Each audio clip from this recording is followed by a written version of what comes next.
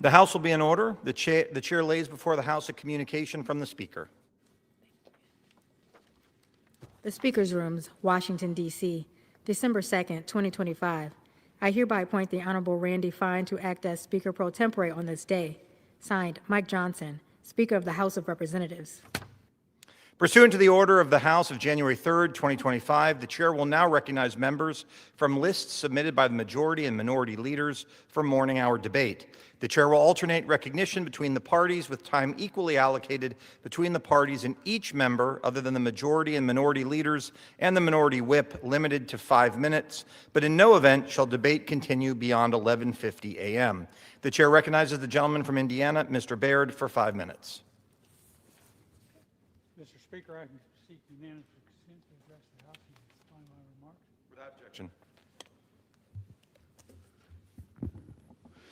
Mr. Speaker, I rise today to honor Gary Steinhardt from Lafayette, Indiana. Gary Steinhardt served in the U.S. Army for 30 years and is a veteran of the Vietnam and Iraq wars. Gary has also served as a professor of agronomy at Purdue University, focusing on soil conservation and the preservation of agricultural land. He has been with Purdue for nearly 50 years. Gary has been a great advocate for veterans in Tippecanoe County for years. Gary has served multiple positions within the VFW and the American Legion, such as Post Chaplain and Commander of Post 38. He has also been very active with other Vietnam veteran organizations in the area, furthering legislation affecting veteran issues. Gary has recently diagnosed with a life-limiting illness. My thoughts and prayers go out to Gary and his family during this time, and I thank him for his many years of selfless service to our country, our veterans, and Purdue University.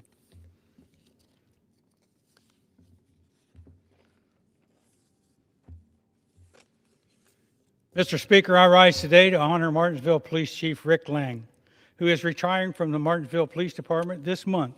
After over 50 years in law enforcement, he first became a law enforcement officer in 1974 and has spent most of his life faithfully serving the people of Morgan County with unwavering dedication. Rick Lang first served as Martinsville Police Chief from 2015 to 2016 and took over for a second time as chief that year. Prior to serving as police chief, Rick Lang served as a Morgan County-based detective with the Indiana State Police. I thank Rick for his dedicated years of selfless service to our Martinsville and Morgan County committees and communities, and I wish him the best in his well-deserved retirement as he begins his exciting new chapter in his life. Mr. Speaker, I rise to congratulate back-to-back the Indiana High School Athletic Association's 6A state champion football team of Brownsburg Bulldogs. The Brownsburg Bulldogs once again faced Westfield High School in the state finals at Lucas Oil Stadium. Brownsburg successfully defended its title as the reigning state football champion, defeating Westfield with a final score of 38-31. The Brownsburg football team finishes their remarkable season undefeated with a record of 14-0. I want to congratulate these outstanding student athletes on winning back-to-back championships. Every one of these students should be incredibly proud of their hard work, their dedication, and commitment to excellence. I also want to thank the parents, the coaches, and the faculty who gave their time and efforts for this team. They couldn't have won without your support. Congratulations once again to the reigning state 6A football champions, the Brownsburg Bulldogs. Mr. Speaker, I rise to congratulate South Putnam High School football team on winning the IHCAA 1A state championship this year. The South Putnam Eagles took on a pioneer, and after a back-and-forth battle in the first half, the South Putnam Eagles took on a commanding lead, achieved a decisive victory, and won with a final score of 55-29 against Pioneer. This historic victory in South Putnam's first state football championship since 1986. To the student athletes of South Putnam, this state championship is a testament to your dedication, teamwork, and perseverance. You should be incredibly proud of your hard work. I thank the parents, teachers, and Coach Chuck Sorrell for your support and efforts that helped this team succeed on and behalf of the field. Congratulations again to the South Putnam Eagles on your state championship. I yield back. The chair recognizes the gentleman from New York, Mr. Kennedy, for 5 minutes. Mr. Speaker, I rise today because Donald Trump and congressional Republicans are once again waging war on our healthcare system. Their big ugly bill restricts access to federal student loans for advanced degrees, including in high-demand healthcare sectors like nursing, physical and occupational therapy, social work, and so many more. When I went to school to become an occupational therapist, I had to take out loans. I remember filling out those forms, hoping I'd have enough to cover tuition, books, and other expenses. The weight of those payments followed me for years. I took on that debt because I wanted to build a better future for my family and because I wanted to help people as a healthcare practitioner. This administration wants to force aspiring healthcare professionals to mortgage their futures before they treat their first patient. Worse, this move will deter them from answering their calling, taking an axe to the very system that trains them. Because of the Republican healthcare crisis, our hospitals are understaffed, clinics are closing, and rural communities are being left behind. Our nurses are burning out, therapists are stretched thin, and practitioners are retiring faster than we can replace them. Every healthcare system in America is screaming code blue, warning us that the future of our workforce is flatlining before our very eyes. This means fewer nurses at the bedside, fewer therapists helping patients recover, fewer specialists serving rural communities, and fewer mental health providers at a time when this nation is desperate for them. It means Americans are waiting longer for care as hospitals operate with skeleton staffing. It means communities are growing sicker, all because this Congress, under Republican control, decided that access to advanced healthcare education is a privilege for the few, rather than a pathway to service for all. This is a callous assault on the very people who hold this nation together. Every prospective student who dreams of helping people in healthcare. This misguided policy, which caps graduate student loan borrowing for certain advanced health degrees, means these students will be permitted to borrow only half as much in federal loans compared to their counterparts. Not only will healthcare professionals be impacted, but teachers, architects, accountants, engineers, and many other professionals who will lose the ability to finance their education through reliable, flexible federal loans, pushing them instead into the arms of predatory private lenders and adding to the mountain of debt our students already endure. The Bureau of Labor Statistics says that we need to fill nearly 200,000 nursing positions every year through 2033 just to keep pace. The United States also needs tens of thousands of new mental health professionals and rehabilitation providers annually. Cutting off our healthcare system's talent pipeline also is not just cruel, but it's short-sighted, and it will drive up the cost of healthcare. It is reckless, and it further strains a healthcare system already in crisis. Gutting the healthcare workforce will shrink the care economy, and it will stifle job growth at a time when families are desperate for getting control of their lives and ensuring that they can afford their daily cost of living. Under this thoughtless Republican rule, if you want to save lives, prepare to drown in debt. If you want to do a job this nation needs, prepare to pay a steep price for it. If you want to look after the sick, don't expect your government to look after you. In the richest country in the world, Trump and congressional Republicans are saddling an already overburdened healthcare workforce with an even more unimaginable financial burden. But the American people know better. They remember the nurse who sat with their parents in hospice, the physical therapist who got them back on their feet, and the social worker who helped their family get the support that they needed. They know that healthcare workers aren't to be taken for granted or pushed aside. And they know that Donald Trump and congressional Republicans have failed them once again. As the only occupational therapist in Congress, I will not sit idly by while Trump and congressional Republicans sabotage the very workforce that keeps this nation alive. House Democrats will continue to fight like hell to protect every student, every patient, and every community that Washington Republicans are abandoning. I yield back. The chair will receive a message. Messages from the President of the United States.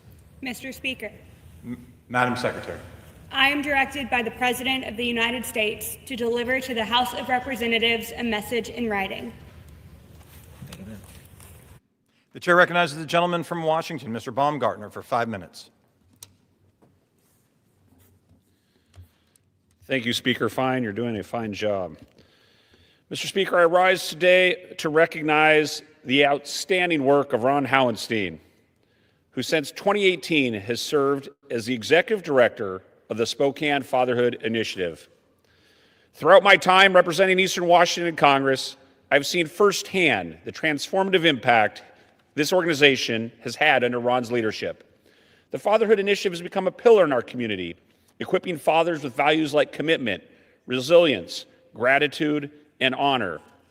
Their guiding principle and their guiding belief is simple but powerful. When fathers are present and engaged, children do better and entire communities prosper. Time and again, families across Spokane have been reunited and lives have been changed for the better. One dad, one child, and one family at a time. Earlier this month, my team had the honor of joining the Spokane Fatherhood Initiative's Building Legacy Gala, where our community rallied to raise nearly $175,000 for life-changing programs.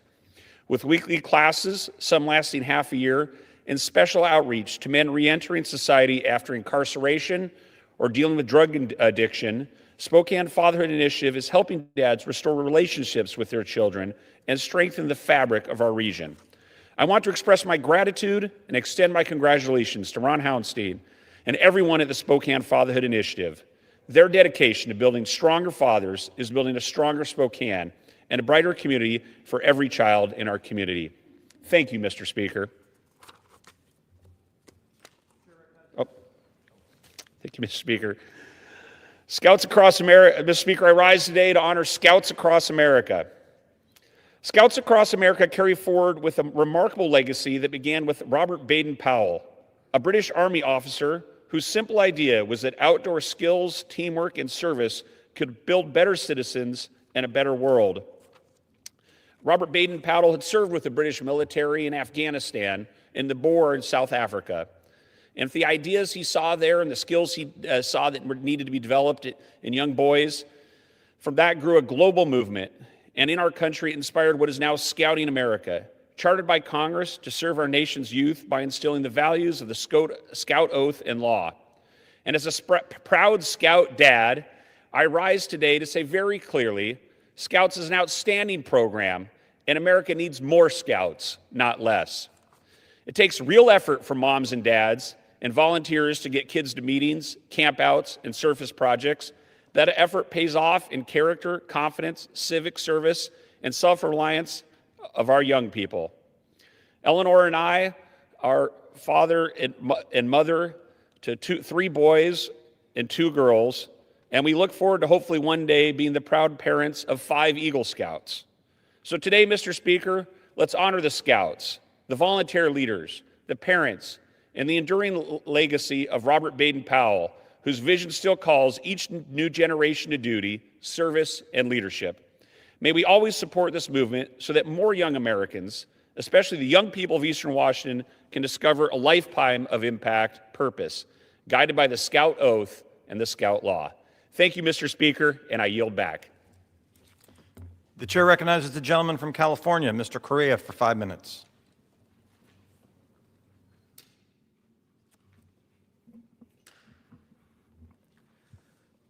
Thank you, Mr. Speaker. Today I rise to recognize 2 Thanksgiving food drives held in my district last week. The first, Santa Ana's Nicholas Academy Centers hosted a food drive for students and their families to pick up groceries and Thanksgiving meals to enjoy during the holidays.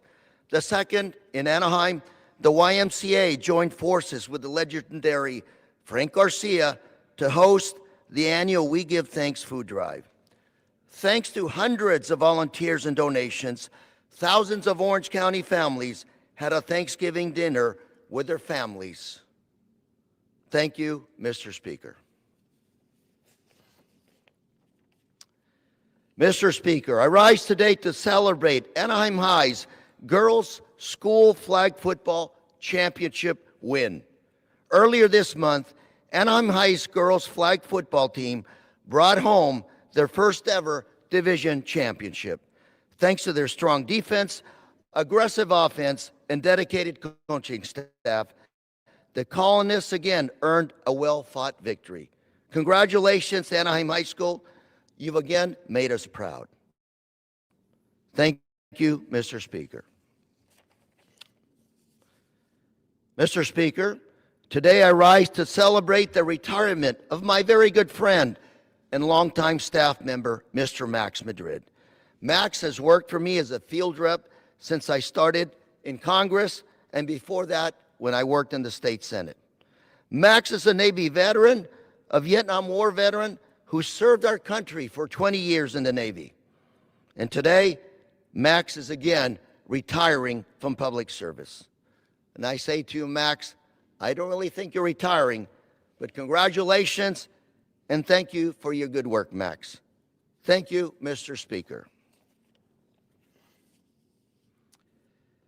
Mr. Speaker, I rise today to honor the life and legacy and memory of Anaheim's true son, Gilbert Avina. A graduate of Anaheim High School, he went on to dedicate 32 years of service to the city of Anaheim. Gilbert also served as the president of the Anaheim Car Club, where he gave back to the community that meant so much to him. Above all, Gilbert belonged to his family. Married to his beloved wife, Teresa, he was a father, stepfather, and proud grandfather. His kindness and strength and humor, work ethic, touched all of us. Gilbert, you'll be missed. Mr. Speaker. Mr. Speaker, I rise today to express my deep concerns over how healthcare costs are rising in our communities and how they're impacting our communities back home. Today, I want to share the story of Sonia. Sonia is an elderly and disabled individual who relies on disability retirement and Social Security to get by. Today, she can't afford a full-time caregiver, so her son is taking over to take care of her on a full-time basis. But I have to ask, how long can her son take care of Sonia? Is this how we mean to take care of our seniors in this country? Sonia's story is not unique. And without renewing the affordable health care tax credits, millions of Americans could face the same situation that Sonia is facing today. Thank you, Sonia, for sharing your story. Thank you, Mr. Speaker, and I yield. The chair recognizes the gentleman from Virginia, Mr. Klein, for 5 minutes.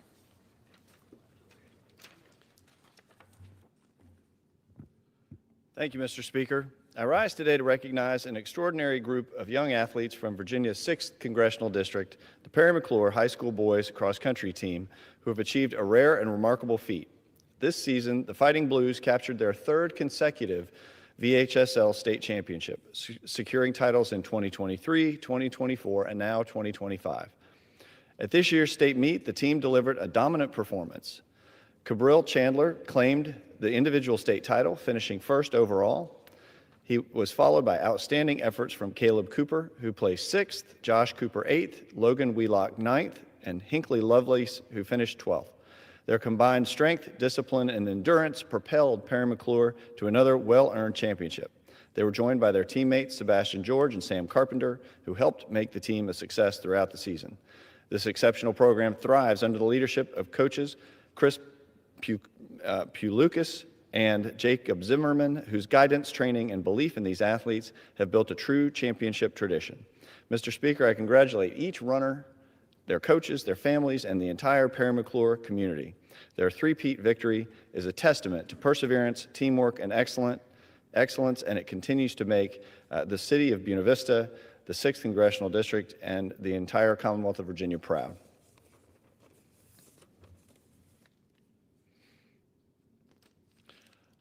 Mr. Speaker, I rise to recognize an exceptional group of young athletes from Virginia's 6th District, the Broadway High School girls softball team, who captured their school's first ever VHSL Class 3 state championship.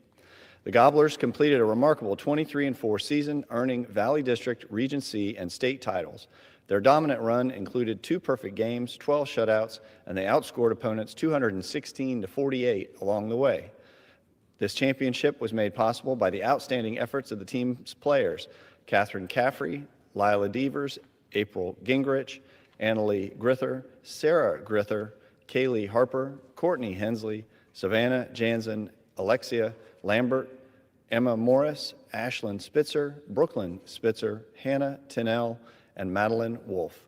Their success was guided by head coach Becky Cantrell and assistant coaches Darren Lamb, John Jenkel, Emma Earhart, Morgan Landis, and Alicia Lambert.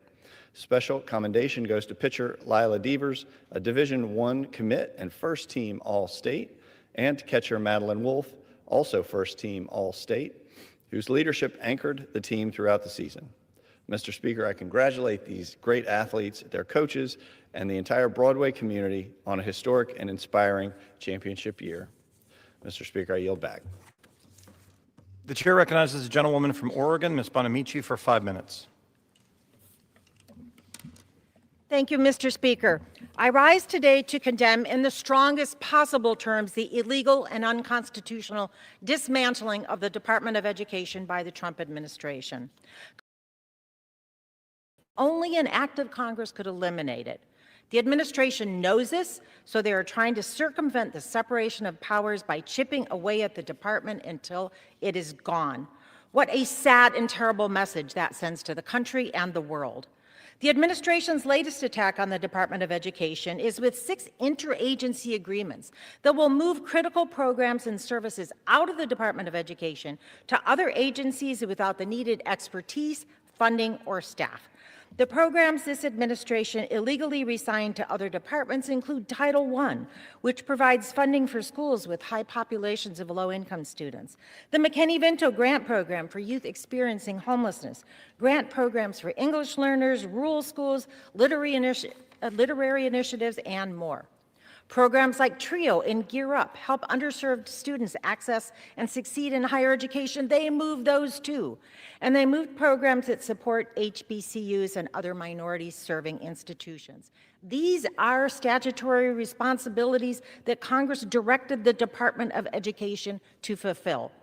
But instead of fulfilling those legal responsibilities, Secretary McMahon decided to follow the Project 2025 playbook by outsourcing the work as part of the Trump agenda to abolish the Department of Education. These actions will make it more difficult for local schools to get the funding they need. Now they'll have to navigate multiple federal agencies instead of one. It's inefficient, it's unnecessary, and it's unpopular.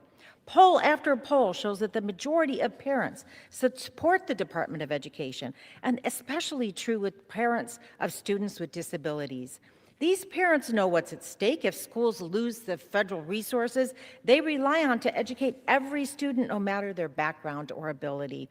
Unfortunately, the Trump administration has endangered these resources by intentionally burying them behind additional layers of red tape and bureaucracy.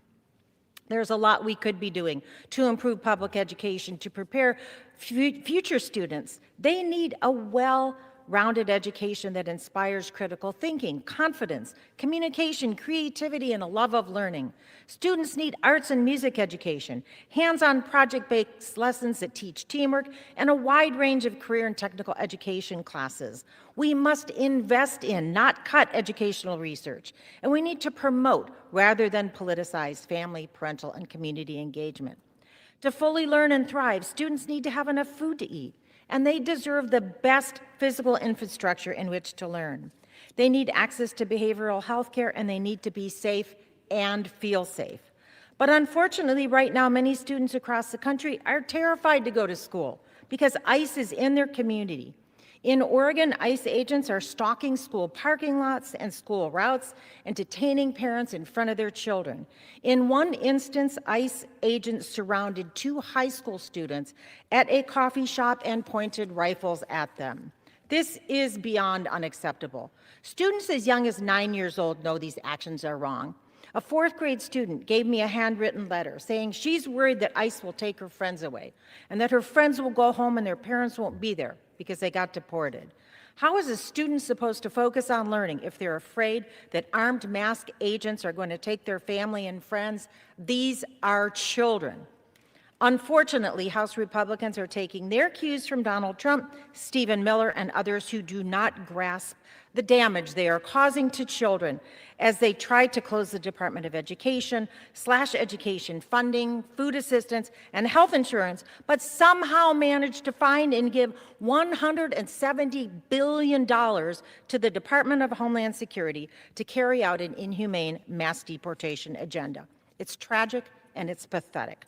This administration has declared war on public education, but we are not backing down. We will not stop fighting against the dismantling of the Department of Education and the weaponization of immigration enforcement. House Democrats understand how much better our country would be if we had a mass education plan instead of a mass deportation plan. Thank you, Mr. Speaker, and I yield back. The chair recognizes the gentleman from Kansas, Mr. Mann, for 5 minutes.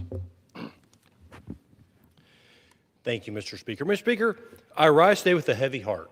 Last Wednesday, the nation witnessed a heartbreaking and senseless act of violence involving 2 members of our National Guard from West Virginia, Specialist Sarah Beckstrom and Staff Sergeant Andrew Wolf.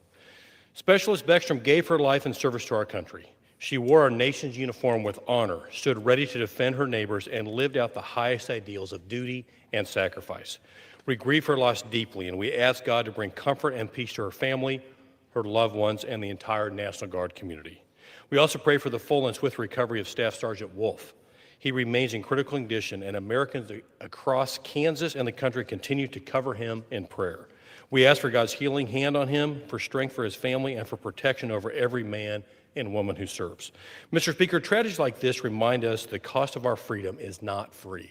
Neither of these men and women were drafted or forced to put on the uniform they wear. They boldly answered the call to serve in defense of our freedom and safety, and we are eternally grateful for their sacrifice and they and all the armed forces make every day in service to our country. Tragedies like this shake us, but they also remind us just how precious life is, how quickly it can be taken, and how much we owe to those who step forward to serve. This violence was senseless. It was wrong, and today we pause not to debate, but to mourn, to honor, and to pray. Let us remember Sarah Beckstrom's courage. Let us stand with Andrew Wolf as he fights to recover. And let us hold their families close in our hearts during these difficult days ahead. May God bless the Beckstrom and Wolf families. May he watch over our National Guard, and may he bring comfort and healing to all who are hurting. Specialist Sarah Beckstrom, may your soul rest in peace. Mr. Speaker, every year small businesses spend nearly $15,000 per employee to comply with federal laws. American companies spend over $3 trillion a year in compliance. I'm sure this is not a shock to anyone in this chamber, but we know that some of that cost gets passed on to consumers. The Competitive Enterprise Institute estimates that U.S. households absorb $16,000 annually in hidden regulatory fees and taxes. For many families in the Big First District of Kansas, that money could be used for much better elsewhere. When this Republican majority was elected last year, the country trusted us to roll back burdensome regulations and lower costs. This week, we have an opportunity to do so. The small businesses that make up the Big First are often small, family-owned and operated mom and pop shops. These don't manage or run their small businesses to be billionaires or to become ultra-wealthy. Their goals are to serve their communities, meet a need, and serve their neighbors well. That's what they should be empowered to do, but sadly, that is not their reality. Everyday Americans are forced to bear the brunt of that regulatory cost. If you talk to families across my district and ask them what they could do with $16,000, the answers would be endless. Some may say that they would purchase a used car for their family or teenage child.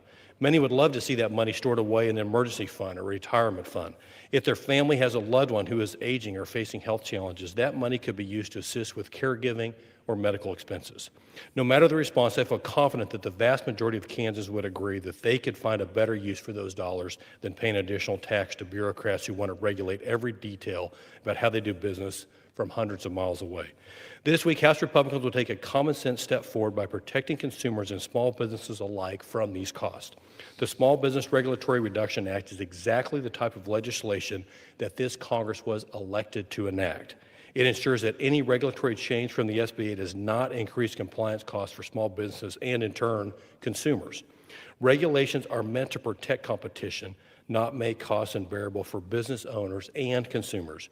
We're working to right that wrong, make small businesses stronger, and give American families more breathing room in their day-to-day expenses. Despite the distraction that the media and some of my colleagues across the aisle would love to see in this chamber, this majority is still laser-focused on delivering on our promises that we made to the country last year. This is yet another small step forward to getting our country back on track and helping small businesses thrive again. Promises made, promises kept. Thank you, Mr. Speaker. I yield back. The chair recognizes the gentleman from California, Mr. Cisneros, for 5 minutes.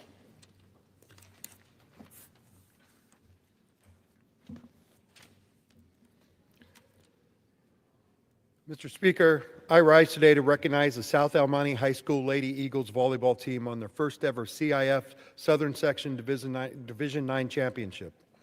In a hard-fought match, the Lady Eagles fell behind 2-1 before rallying back with determination and grit to take the lead.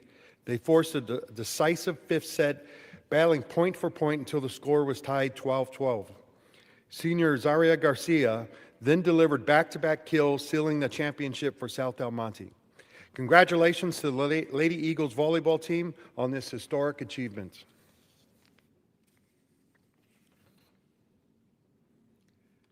Mr. Speaker, I rise today to recognize the amazing victory of the South El Monte High School Eagles football team in the 2025 CIF Division 14 championship game. The team claimed the school's first ever championship in a nail-biting 14-6 win.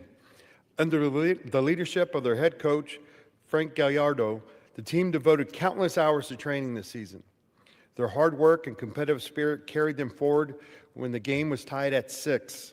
In the final minutes, Eagles quarterback Michael Maldonado stepped up under pressure and delivered a perfect 10-yard touchdown strike to Gabriel Conchola. This touchdown pass put the Eagles in the lead.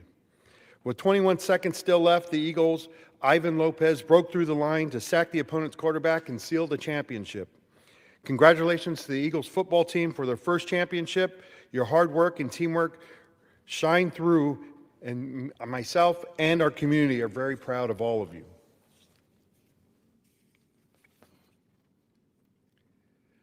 Mr. Speaker, I rise today to recognize the inspiring 2025 football season of the Baldwin Park Braves. After enduring a 5-game losing streak, the Braves turned their season around with determination and teamwork and ultimately secured an at-large bid into Division 11 playoffs. In the playoffs, the Braves became a different team and dominated their way to the CIF Division 11 championship game. This was their first CIF Southern Section championship appearance since 1991. Unfortunately for the Braves, the goal of a championship would end when their opponent kicked a game-winning field goal with 8 seconds left on the clock. Although they did not take home the title, their teamwork, determination reflected the true spirit of a champion and serves as an inspiration to all of us. I applaud the Baldwin Park Braves football team on their success this season and the perseverance and commitment. They have made their community incredibly proud. With that, I yield back.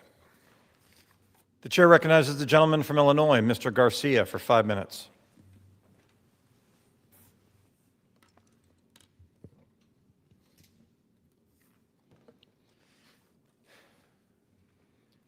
Mr. Speaker, I rise to celebrate the 20th anniversary of New Life Centers, an organization that I'm proud to represent in my district. Led by Pastor Matt DeMatteo, New Life Centers started as a small group working on community violence intervention programs and is now a citywide movement providing our youth with mentoring, education, sports, play, summer day camps, after school and peacekeeping programs. Its community-based, hands-on approach has played a key role in driving down gun violence in our neighborhood of Little Village. New Life Center's community care programs also serve more than 45,000 individuals in need of housing, food, and other necessities. Its Pan de Vida Fresh Market distributes food to more than 35,000 individuals per year, filling the gaps that the funding cuts to federal nutrition programs have created. When Operation Midway Blitz brought chaos and pain to our community, Pastor Matt and New Life Centers responded by supporting immigrant families, taking food to their homes, and helping find loved ones that ICE had taken. The work of New Life Centers helps strengthen our community through faith, hope, and healing. I look forward to many more years of partnership to change the lives and change neighborhoods.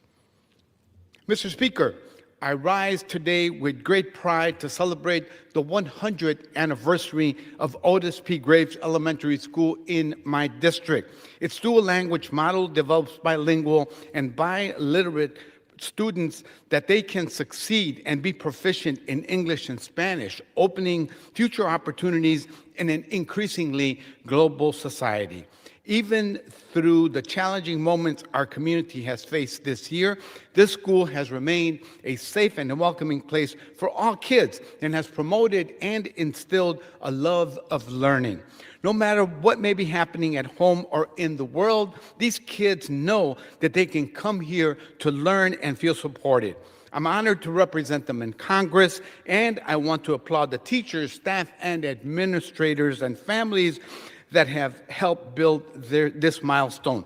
Congratulations, Otis P. Graves, and here's to 100 more.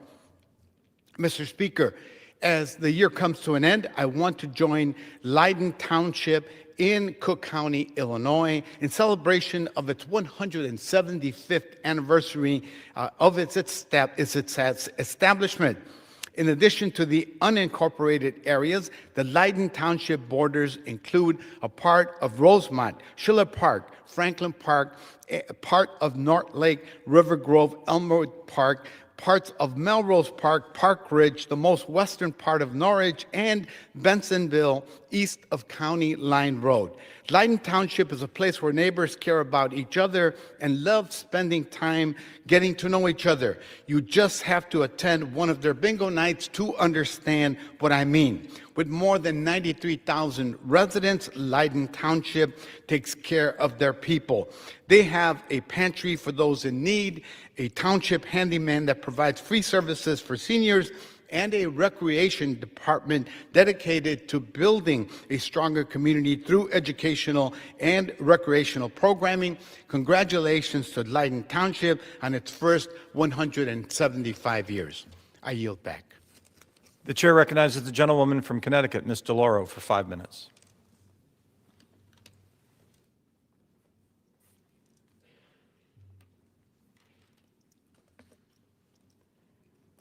Mr. Speaker, I rise today to celebrate something that began in the heart of my hometown, New Haven, Connecticut, a city known not only for its world-class pizza, but for its big heart, its creativity, and the way our people lift one another up when times get tough.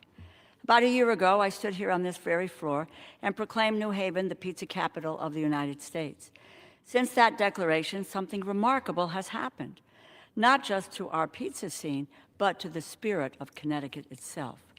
We have witnessed an explosion of creativity led by local artist Michael Pollack, whose New Haven Pizza Club project turned our city's love of pizza into art, and art into impact. At the same time, under the leadership of Connecticut's Chief Marketing Officer, Anthony, the state of Connecticut launched the Connecticut Pizza Trail, a campaign that captured imaginations nationwide. Those efforts drew over 15 million people to 15 million people. No, it was 15 billion media impressions and helped make New Haven one of the top 10 most searched destinations in the world, according to Skyscanner. But in New Haven, pizza capital means more than great crust and perfect char. It means community. It means sharing warmth, care, and connection around the table. And out of that same spirit, the same sense of togetherness, came a remarkable idea, the Feeding Families Foundation. Founded by Jeff and Samantha Dorman after their daughter was diagnosed with leukemia, at just 2 years old, this Connecticut nonprofit was born out of lived experience. During their long stays at Yale New Haven's Children's Hospital, Jeff and Sam discovered something too many families learn the hard way. While hospitalized, children receive meals as part of their care. Their caregivers do not. The parents who never leave the bedside, who pour every ounce of strength into their child's recovery, are left to fend for themselves. They decided to change that. The idea was simple but profound: deliver free, nourishing meals directly to the hospital room so parents can stay where they belong, by their child's side. They built partnerships, raised funds, launched what became the Parent Plate program at Yale New Haven's Children's Hospital. Soon after, they met Michael Pollack, who turned his artistic energy toward this mission.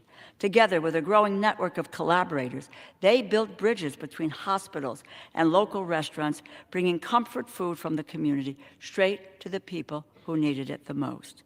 And wouldn't you know, it started with pizza. Pollack introduced the Dormans to Billy Pastari, owner of Modern Abits, voted the #1 pizzeria in Connecticut by the people. Every Friday, Billy and his team make boxes of hot pies for the pediatric cancer floor at Yale. Those pizza, those humble slices, bring comfort, warmth, normalcy, and a taste of home into the hardest days a family can face. From there, other restaurants have joined in, lifting the mission even higher. Together, they have transformed our state's pizza pride into something much larger, a movement that feeds families when they need it the most. Through these efforts, Feeding Families Foundation has delivered thousands of meals to parents at both children's hospitals in Connecticut, Yale New Haven's Children's Hospital, and Connecticut Children's Hospital. And that small idea born in New Haven has now spread across the country. Today, the Foundation's programs are in 6 hospitals across 5 states, providing tens of thousands of meals to parents and caregivers staying with their critically ill child in the hospital. And they are just getting started as more and more children's hospitals across the country reach out to them. The Dormans know firsthand what these families endure, the fear, the waiting, the praise whispered over hospital beds.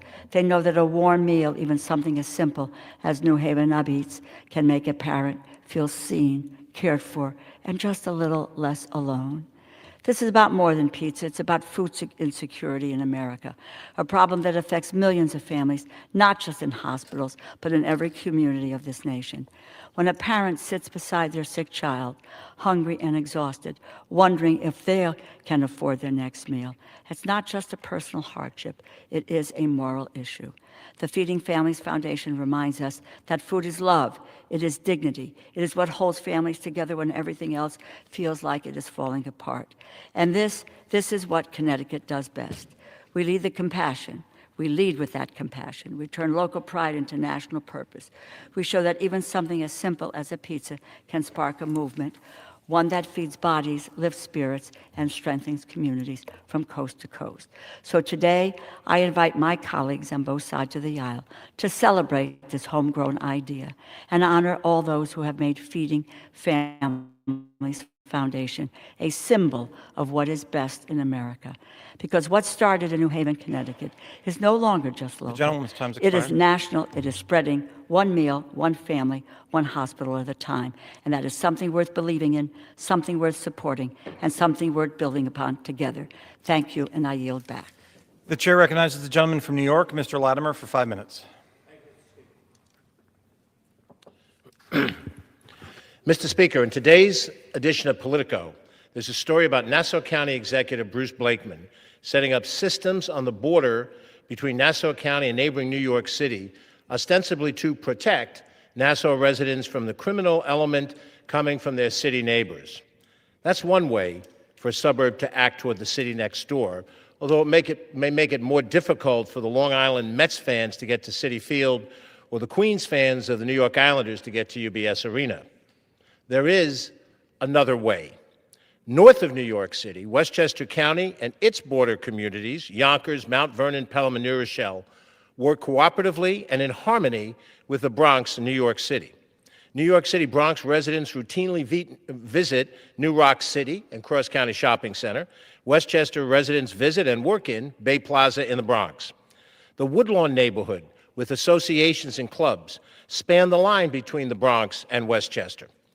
Westchester Beeline public bus system takes passengers down to Fordham Road in the Bronx and back. The Montefiore Medical Health System has hospitals in the Bronx and in Westchester and serves clients in between both.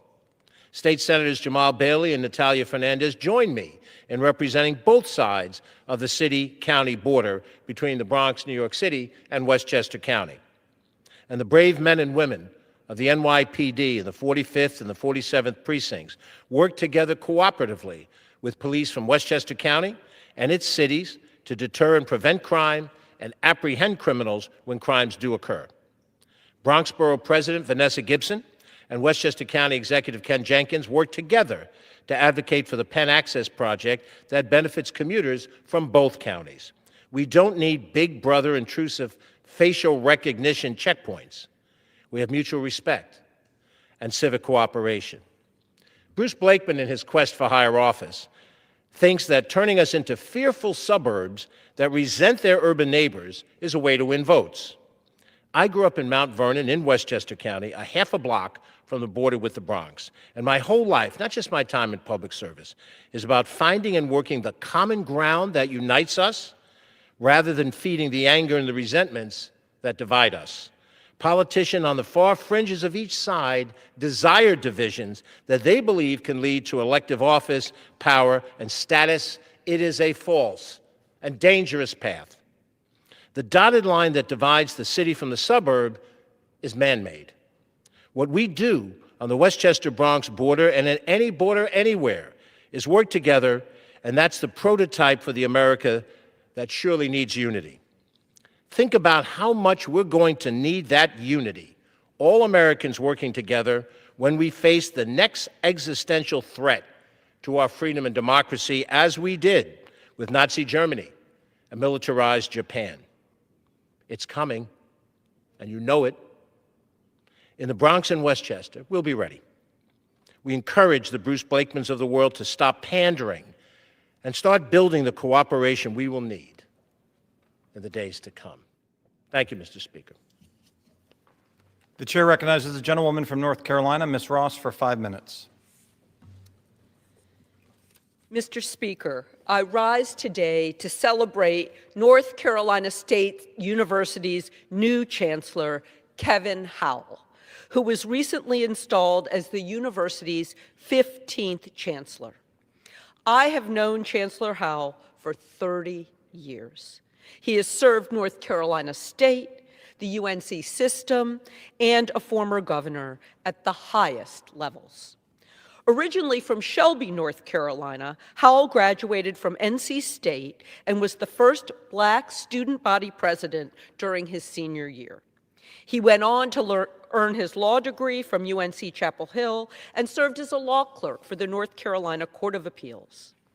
Howell was born and raised in North Carolina and spent many formative years at NC State, developing a deep appreciation and understanding of this thriving academic community. In 2015, his NC State family even saved his life. Chancellor Howell's kidneys failed while he was working for former Chancellor Randy Woodson. One of his NC State coworkers did a historic and honorable thing, donating a kidney and saving his life. This selfless deed demonstrates the strength and unity that have defined NC State since its founding in 1887. Chancellor Randy Woodson was an extraordinary leader who left his mark on the university forever. I have no doubt that Chancellor Howell will excel and continue leading NC State and its students, staff, and faculty to even higher heights. Congratulations to Chancellor Howell. I look forward to our continued working relationship on behalf of NC State. Mr. Speaker, I rise today to honor the extraordinary life of Reverend Janet Watrous, who sadly passed away in October. Reverend Watrous was both a spiritual and social justice leader in our community for many years, and she was my neighbor. She got her start in the ministry when she graduated from the Episcopal Divinity School in Cambridge, Massachusetts in 1977. When the Episcopal Church officially allowed women into the priesthood, she became a priest, going on to serve as the first woman in parishes across the country, including New York, Pennsylvania, Tennessee, and eventually North Carolina. Janet was often called the Energizer Bunny by her colleagues because of her infectious attitude that made everyone around her want to work hard and do good. She led with love and light, whether it was through her diocesan work in North Carolina or serving as the president of Planned Parenthood. Our community will always remember her spirit and the lives she changed for the better. Thank you, Mr. Speaker, and I yield back.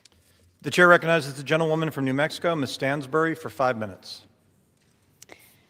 Mr. Speaker, I rise today to give an ode, perhaps a eulogy, to the downfall of Doge and to the people's movement that brought its demise. As we say goodbye to the departing, we take solace in knowing that our democracy endures in our people and our communities. As a centralized department of government efficiency, as imagined in the insane mind of Elon Musk and empowered by those around him, which wreaked havoc on the vital programs that sustain our communities, appears to no longer exist.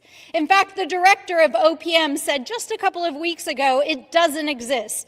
Even Musk himself downplayed its involvement this weekend, calling it merely a very interesting side quest. While the administration claims Doge is now integrated into the agencies themselves, its existence as a formal priority appears to finally be dead. Even in Congress, the future of the Doge subcommittee, created by once eager and enthusiastic GOP allies on the Oversight Subcommittee, is uncertain. The explosive breakup of Musk and Trump just a few months ago, and now the sudden pending retirement of the subcommittee chairwoman over the Epstein files and GOP threats and lies, leave the Doge congressional arm uncertain and rudderless, but perhaps with the opportunity to be repurposed. Services for the departed will not be held in lieu of flowers. Please, America, continue to organize and fight for our democracy. As we reflect on Doge's short but destructive life, we remember how it laid waste to vital programs despite its lofty promises of cost-cutting and efficiency. Unfettered by the rule of law and driven by unchecked hubris, Doge unleashed chaos, illegally dismantled agencies, conducted mass firings, canceled contracts, and mined your sensitive data of millions of American people. And the speed with which Doge brought destruction to life-saving agencies was matched only by the ferocity of the public outcry. Americans refused to sit idly by while children went hungry, while services for veterans, families, and elders were slashed without cause. In fact, in unison, people across the political spectrum stood up to say, hands off our data, hands off Social Security, and hands off the vital programs that keep our families alive in this country. And they showed Elon Musk the door. Millions marched, attended town halls, wrote letters, made calls, and demanded that Congress stop Doge's disastrous work. And when the hypocrisy of this so-called efficiency agency was exposed in the president's big, ugly bill, even Trump and Musk split up, and ultimately the chairwoman herself announced her departure from this body in the wake of broken promises and threats by the administration. The administration, while claiming to pursue savings, was cutting services for the most vulnerable, not to reduce the debt, but ultimately, as has been shown, to fund tax breaks and giveaways to billionaires and those with the most. Even in its final moments, Doge found comfort in self-dealing and everyday grift. As it dismantled agencies and fired workers, it seized opportunities to privatize public assets and laid the groundwork for billions in private contracts and self-dealing for the ages. But despite the Trump administration's claims that Doge is still alive, and even its own X page dismissing the news as fake, we all know the truth. Doge, as the grifting scam it was imagined, is dead, and its demise is a victory for the American people. Not only is its formal office gone, but its downfall demonstrated the strength of our unity. Americans rejected Doge because they recognize a dirty deal when they see one. Now, let us be clear, we want to address the national debt, root out waste, fraud, and abuse, and build a government and programs that can serve everyone. But when the fraudsters themselves claim to have the fix, the American people see right through it. So yet, Doge's end does not mark the end of its work. We know that the time to organize is now, that we must stay focused and resist the barrage of distractions designed to sap our resolve, that we must continue to mobilize like our democracy depends on it, because it does, and we must continue to do this work every single day. This is not a time for despair, it is a time for action, because the American people are strong, we are resilient, and we are ready for the fight ahead. I yield back.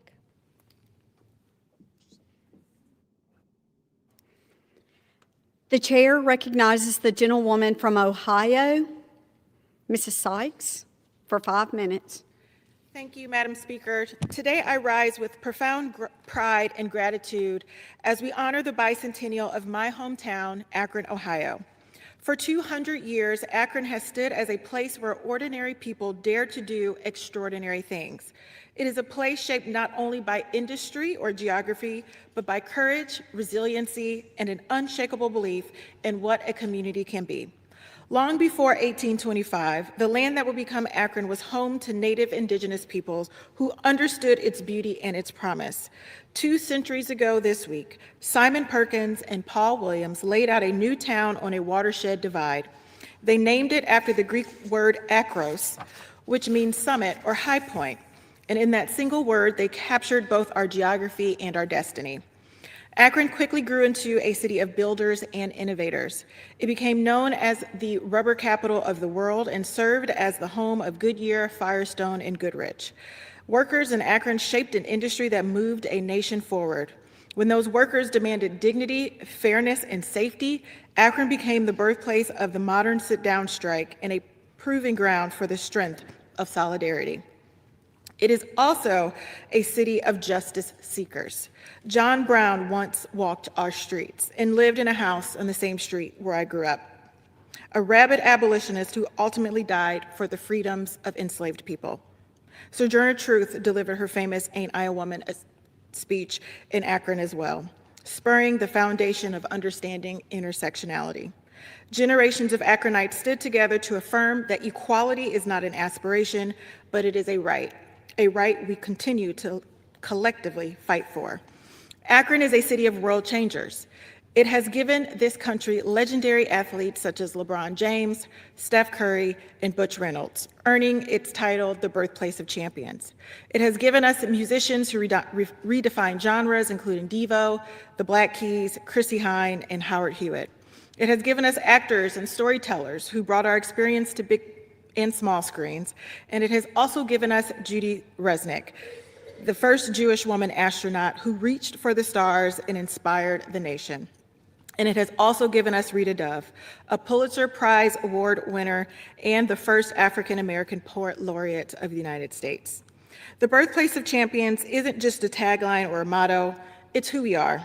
It's the people whose names you won't ever see in lights, but built an industry, led innovation, and continue to fight for fairness and opportunity.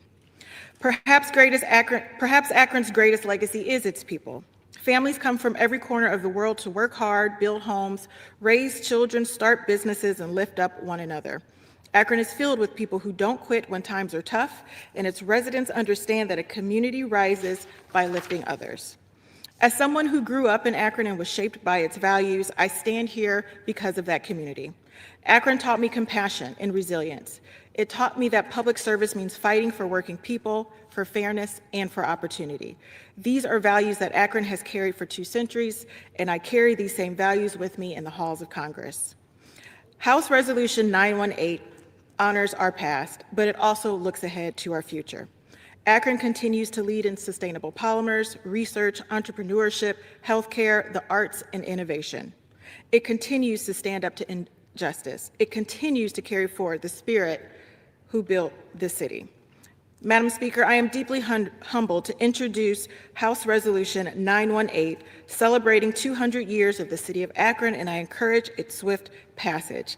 May the next 200 years of the city of Akron be even brighter. Thank you, Madam Speaker. I yield back. The chair lays before the House a message.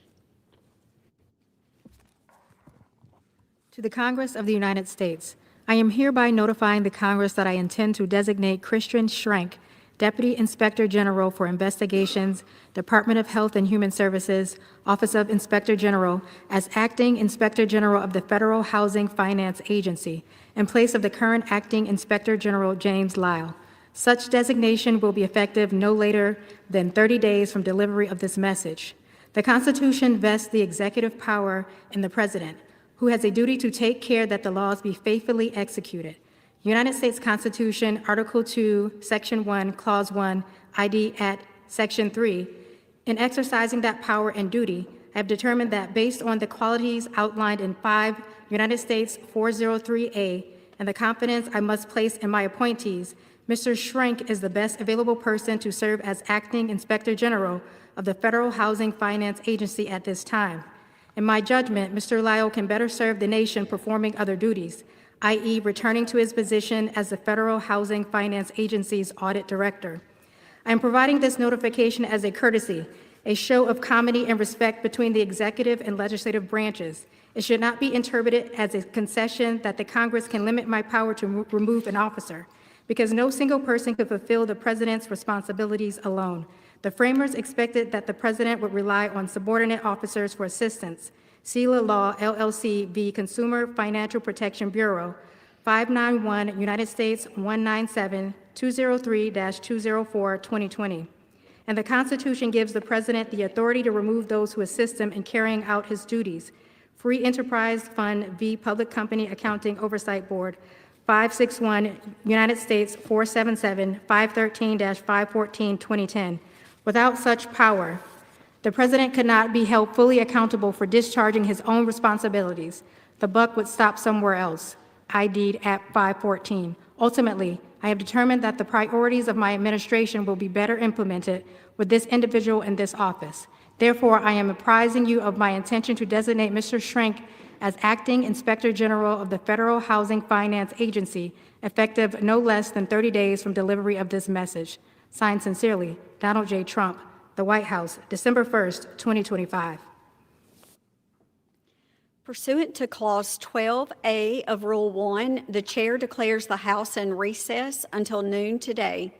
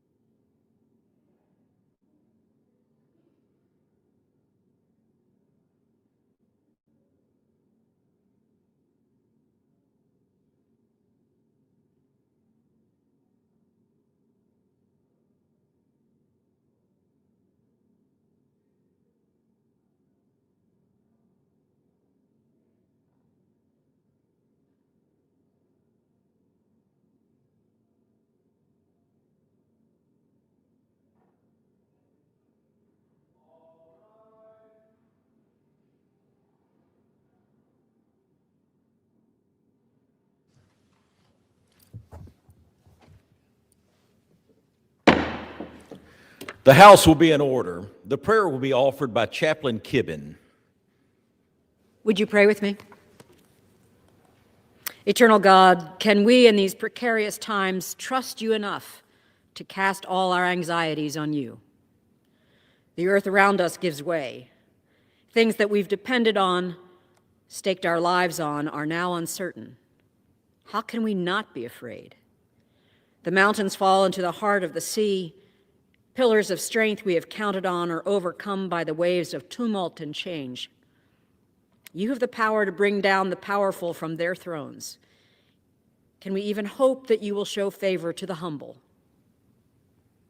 Yes, God, for you alone are our refuge and strength, an ever-present help in times of trouble. You alone will be exalted. Your mercy extends to those who fear you from generation to generation, and you have promised to fill the hungry with good things. And so we lay before you all our cares and believe that you care for us. Let us be still and know that you are God, today and always. In your sovereign name we pray. Amen. The chair has examined the journal of the last day's proceeding and announces to the House the approval thereof. Pursuant to Clause 1 of Rule 1, the journal stands approved. The Pledge of Allegiance will be led by the gentlewoman from Iowa, Ms. Henson. I pledge allegiance to the flag of the United States of America and to the republic for which it stands, one nation, under God, indivisible, with liberty and justice for all. The chair will entertain up to 15 requests for 1-minute speeches on each side of the aisle. For what purpose does the gentlewoman from Iowa seek recognition? Without objection, the gentlewoman is recognized. Thank you, Mr. Speaker. I rise today to recognize Dr. Wendy Winterstein, president of Iowa State University, on her retirement next month after more than 40 years of distinguished service. Dr. Winterstein has been a remarkable leader whose commitment to her students and to the state of Iowa has left a lasting impact on the institution. She brought the Innovate at Iowa State vision to life, solidifying the school's role as a national leader in research and entrepreneurship. Under her leadership, Iowa State University has advanced cutting-edge research to strengthen Iowa agriculture. She supported world-class faculty and helped prepare the next generation of leaders and innovators to solve challenges and better our state and our nation. My husband, Matt, an Iowa State alum, and I, of course, look forward to many more Cyclones games and know that Dr. Winterstein will be cheering on the Clones for many more years to come. So thank you, and congratulations, Dr. Winterstein, on your retirement. I yield back, Mr. Speaker. For what purpose does the gentleman from New York seek recognition? Mr. Speaker, I request unanimous consent to address the House for 1 minute and to revise and extend my remarks. Without objection, the gentleman is recognized. Thank you, Mr. Speaker, I rise today to honor the life of Maureen Ann Fitzsimons, born and raised in Larchmont, who passed away the day before Thanksgiving. Maureen, a bright and engaging young woman, leaves behind her mother, 2 brothers, and adoring nieces and nephews after a 15-year battle with cancer that began at age 30. She attended St. John's and Paul's School and the Ursuline School, continued on to earn her undergraduate degree from Georgetown University, and went on to earn her JD from St. John's Law School.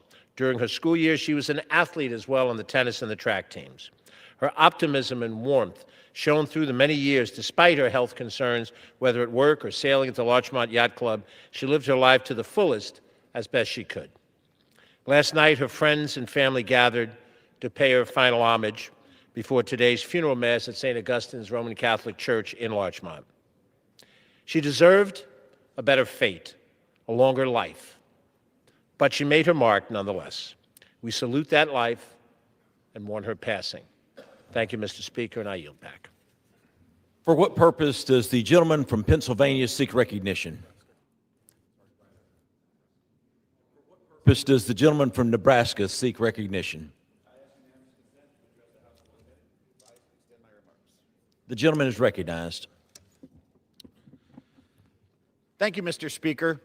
I rise today to applaud YouTube TV and Hulu Plus Live TV for expanding public access to Congress by carrying C-SPAN, C-SPAN 2, and C-SPAN 3 beginning next week.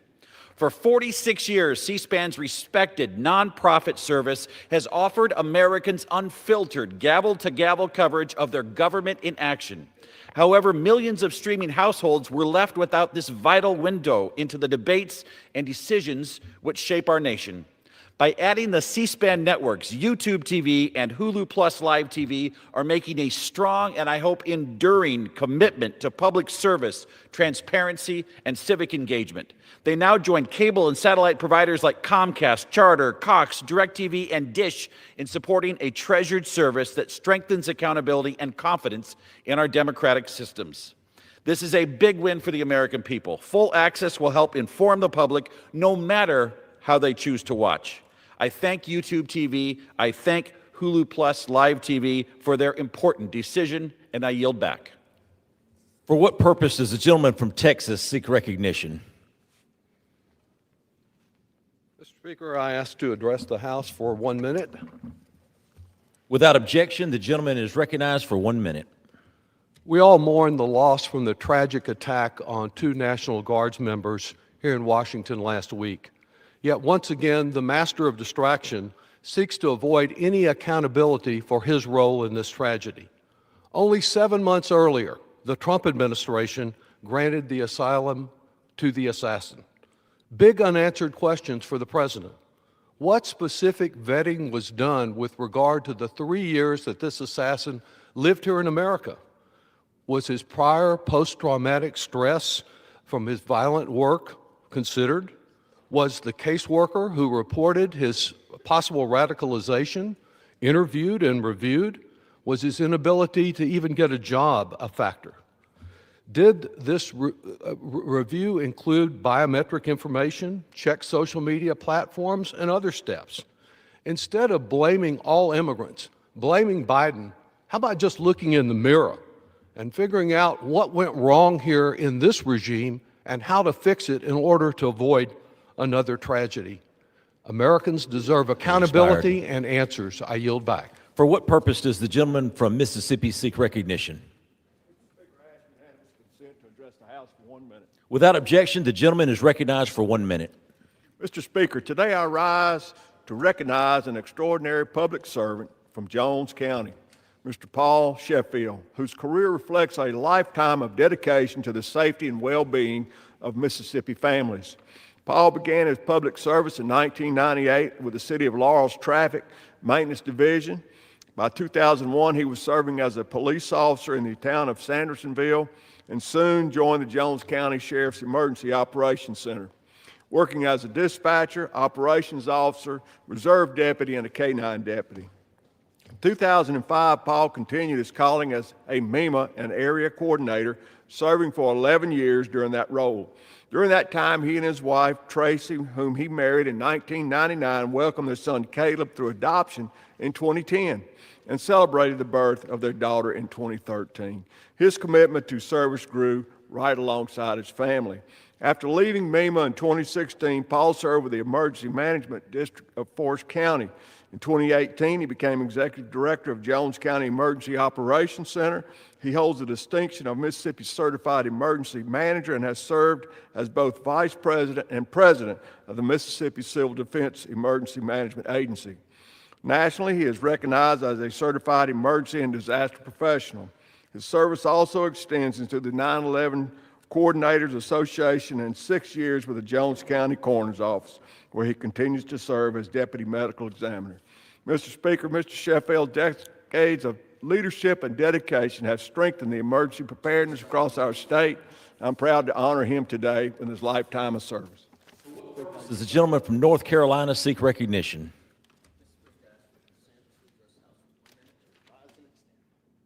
Without objection, the gentleman is recognized for 1 minute.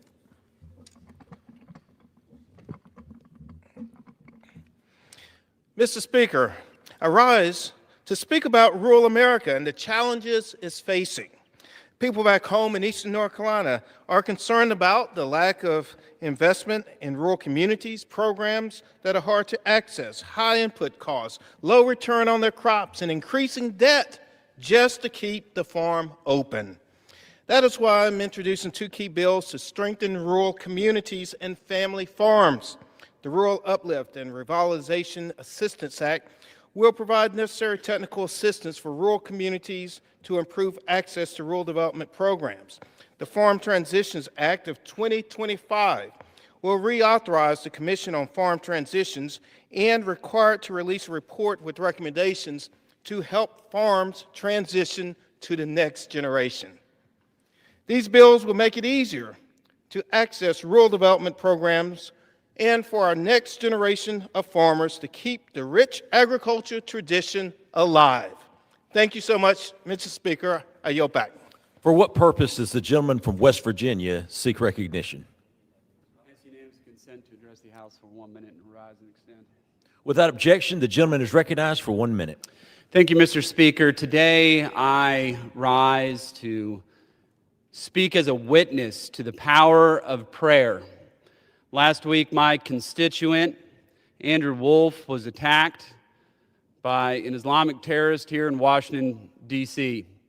He is still fighting for his life. I know Andrew's family. We've spoken many times, and I will tell you, he is improving right now, but we need to continue to pray for him. It is actually working. Prayer works. And behind the speaker's rostrum here, it says very clearly, in God we trust. And indeed we do, and indeed we must trust in God and His saving power and continue to pray for Andy Wolf.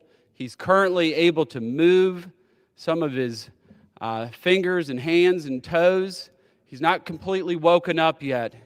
But please, everyone across the aisle, across this entire building, continue to pray, and across this great country of ours, pray for my constituent, Andy Wolf. Thank you so much. I yield back. For what purpose does the gentlewoman from Maryland seek recognition?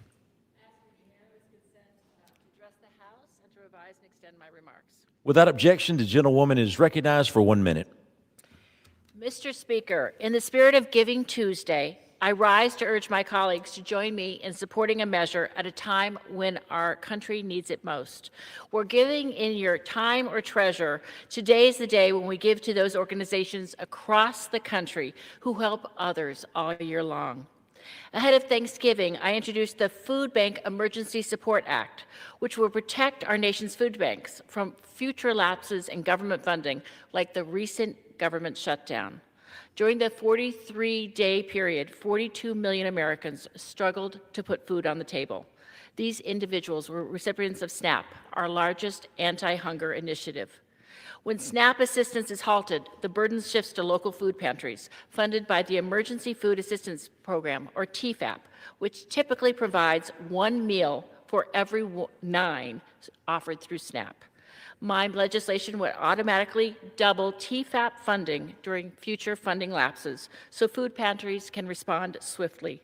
This will supplement the giving that is given today and many days by nonprofits across the country, so no one goes hungry. By setting politics aside, we can prioritize the health and well-being of all Americans and give back. I yield back.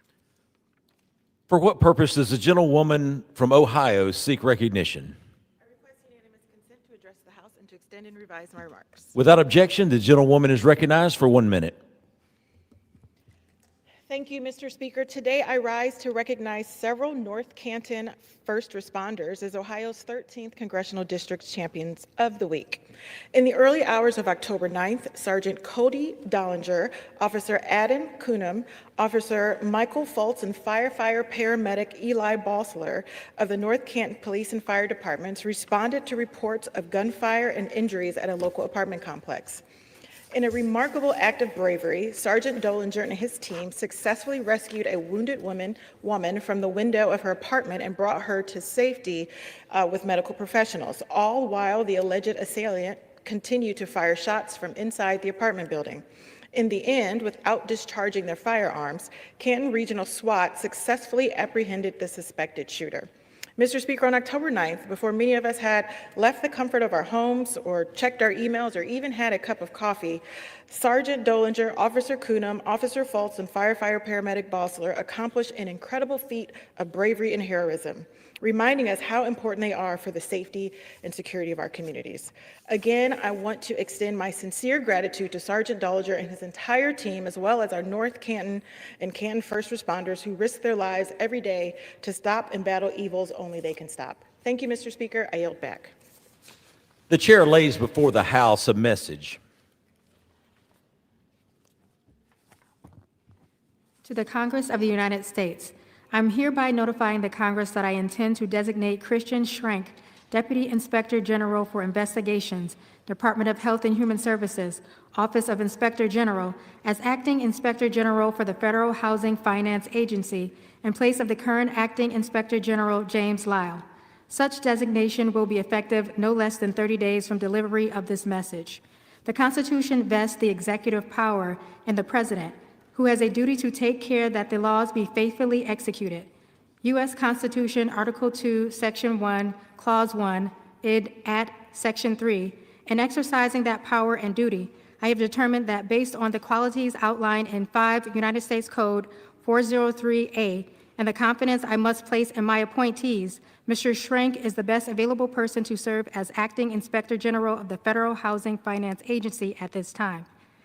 In my judgment, Mr. Lyle can better serve the nation performing other duties, i.e. returning to his position as the Federal Housing Finance Agency's Audit Director.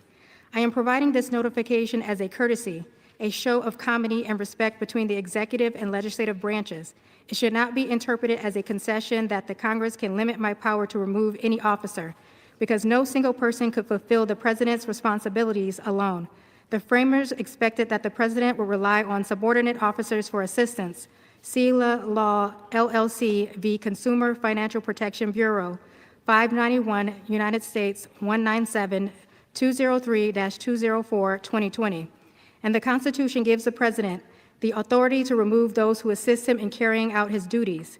Free Enterprise Fund v. Public Company Accounting Oversight Board, 561 U.S. 477, 513-514, 2010. Without such power, the President could not be held fully accountable for discharging his own responsibilities. The buck would stop somewhere else, at 514. Ultimately, I have determined that the priorities of my administration will be better implemented with this individual in this office. Therefore, I am apprising you of my intention to designate Mr. Schrenk as Acting Inspector General of the Federal Housing Finance Agency, effective no less than 30 days from the delivery of this message. Signed sincerely, Donald J. Trump, the White House, December 1st, 2025. Referred to the Committee on Oversight and Government Reform and ordered printed.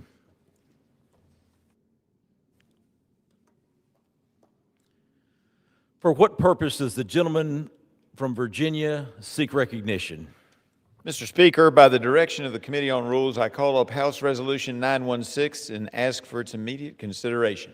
The clerk will read the resolution. House Calendar Number 48, House Resolution 916.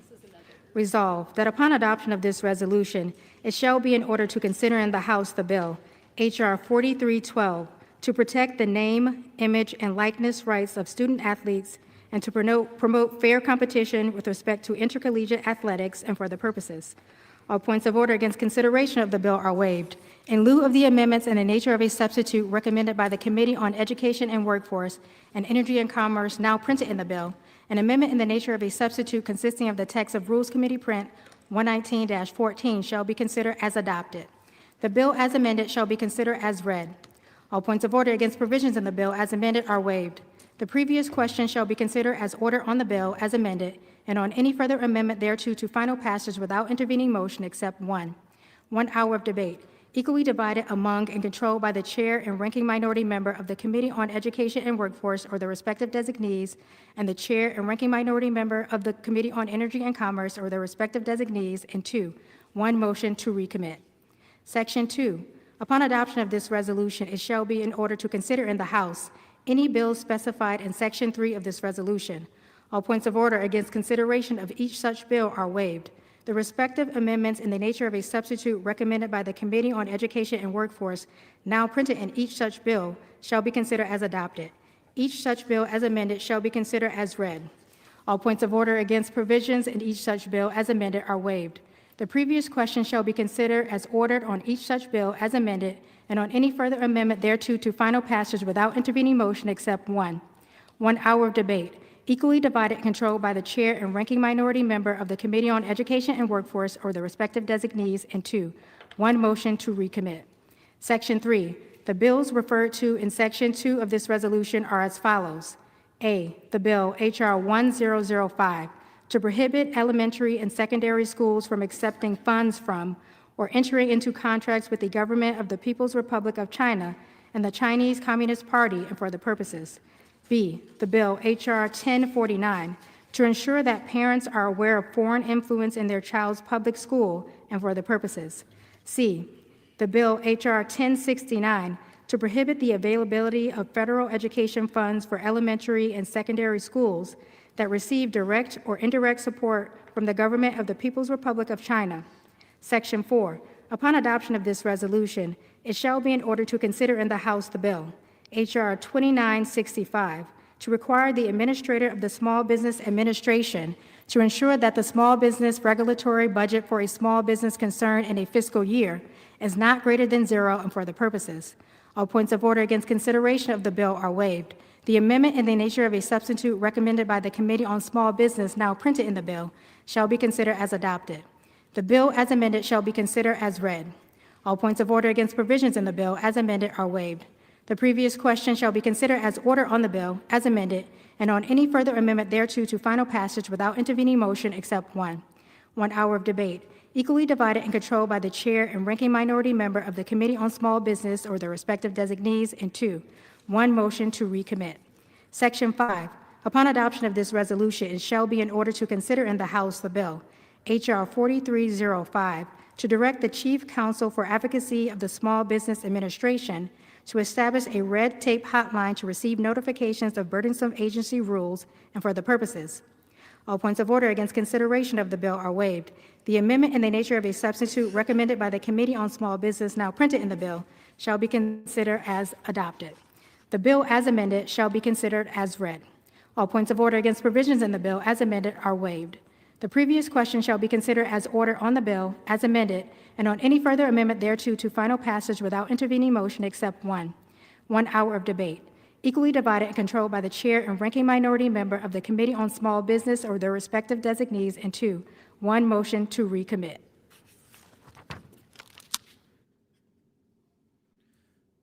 The gentleman from Virginia is recognized for 1 hour. Mr. Speaker, for the purposes of debate only, I yield the customary 30 minutes to the gentleman from Massachusetts, pending which I yield myself such time as I may consume. During consideration of this resolution, all time is yielded for the purpose of debate only. Mr. Speaker, I ask unanimous consent that all members have 5 legislative days in which to revise and extend their remarks. Without objection. The Rules Committee met last night and reported out a rule providing for consideration of 6 measures: H.R. 4312, the SCORE Act; H.R. 1005, Combating the Lies of Authoritarians in School Systems Act; H.R. 1049, Transparency and Reporting of Adversarial Contributions to Education Act; H.R. 1069, the Protect Our Kids Act; H.R. 2965, Small Business Regulatory Reduction Act of 2025; and H.R. 4305, the Dump Red Tape Act. House Resolution 916 provides for consideration of H.R. 4312, the SCORE Act, under a closed rule. The rule provides 1 hour of general debate equally divided amongst and controlled by the chair and ranking minority member of the Committee on Education and Workforce or their respective designees, and the chair or ranking member on the Committee on Energy and Commerce or their respective designees, and provides for 1 motion to recommit. The rule further provides for consideration of H.R. 1005, Combating the Lies of Authoritarians in School Systems Act; H.R. 1049, Transparency and Reporting of Adversarial Contributions to Education Act; and H.R. 1069, the Protect Our Kids Act, all under closed rules with 1 hour of general debate each, equally divided and controlled by the chair and ranking minority member of the Committee on Education and Workforce or their respective designees, and provides each one a motion to recommit.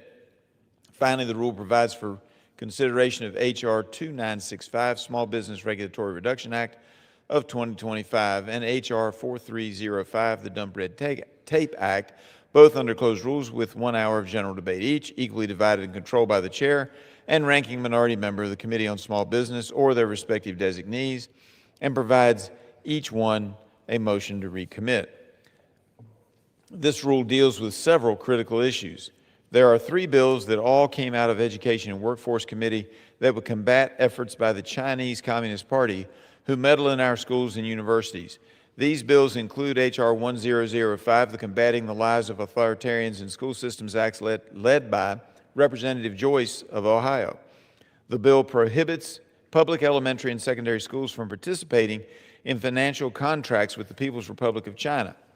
Additionally, H.R. 1005 requires school systems that receive sizable funds of $10,000 or more from foreign sources to disclose their agreements to the Department of Education. Another bill being considered under this rule is H.R. 1069, the Protect Our Kids Act, led by Representative Hearn from Oklahoma.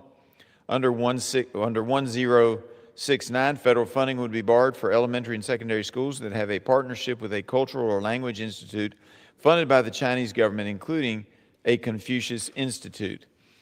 It would also bar any school that directly operates a learning center supported by the Chinese government or receives support from an individual or entity acting on behalf of the Chinese government. On the outside, these seem like harmless educational organizations that seek to teach students Chinese language and culture. However, they are often used as tools by the CCP to steal American knowledge and or indoctrinate children with anti-American ideas. Lastly, H.R. 1049, the Transparency and Reporting of Adversarial Contributions to Education Act, led by Representative Bean from Florida. This bill empowers parents by giving them the right to know when a foreign government or foreign entity of concern, particularly the Chinese Communist Party, funds, influences, or provides curriculum for American students in public schools. Upon written request, a parent is entitled to review any curriculum that was purchased by foreign entities for their children's classroom. While I think we can agree that it can be beneficial to broaden our children's horizons with new ideas from across global cultures, we must ensure it is done properly without undue foreign influence. There are also two Small Business Committee bills being considered under this rule. Small Business Regulatory Reduction Act, led by Representative Van Dyne from Texas. This bill would ensure that any agency action taken by the Small Business Administration does not increase compliance costs on small businesses.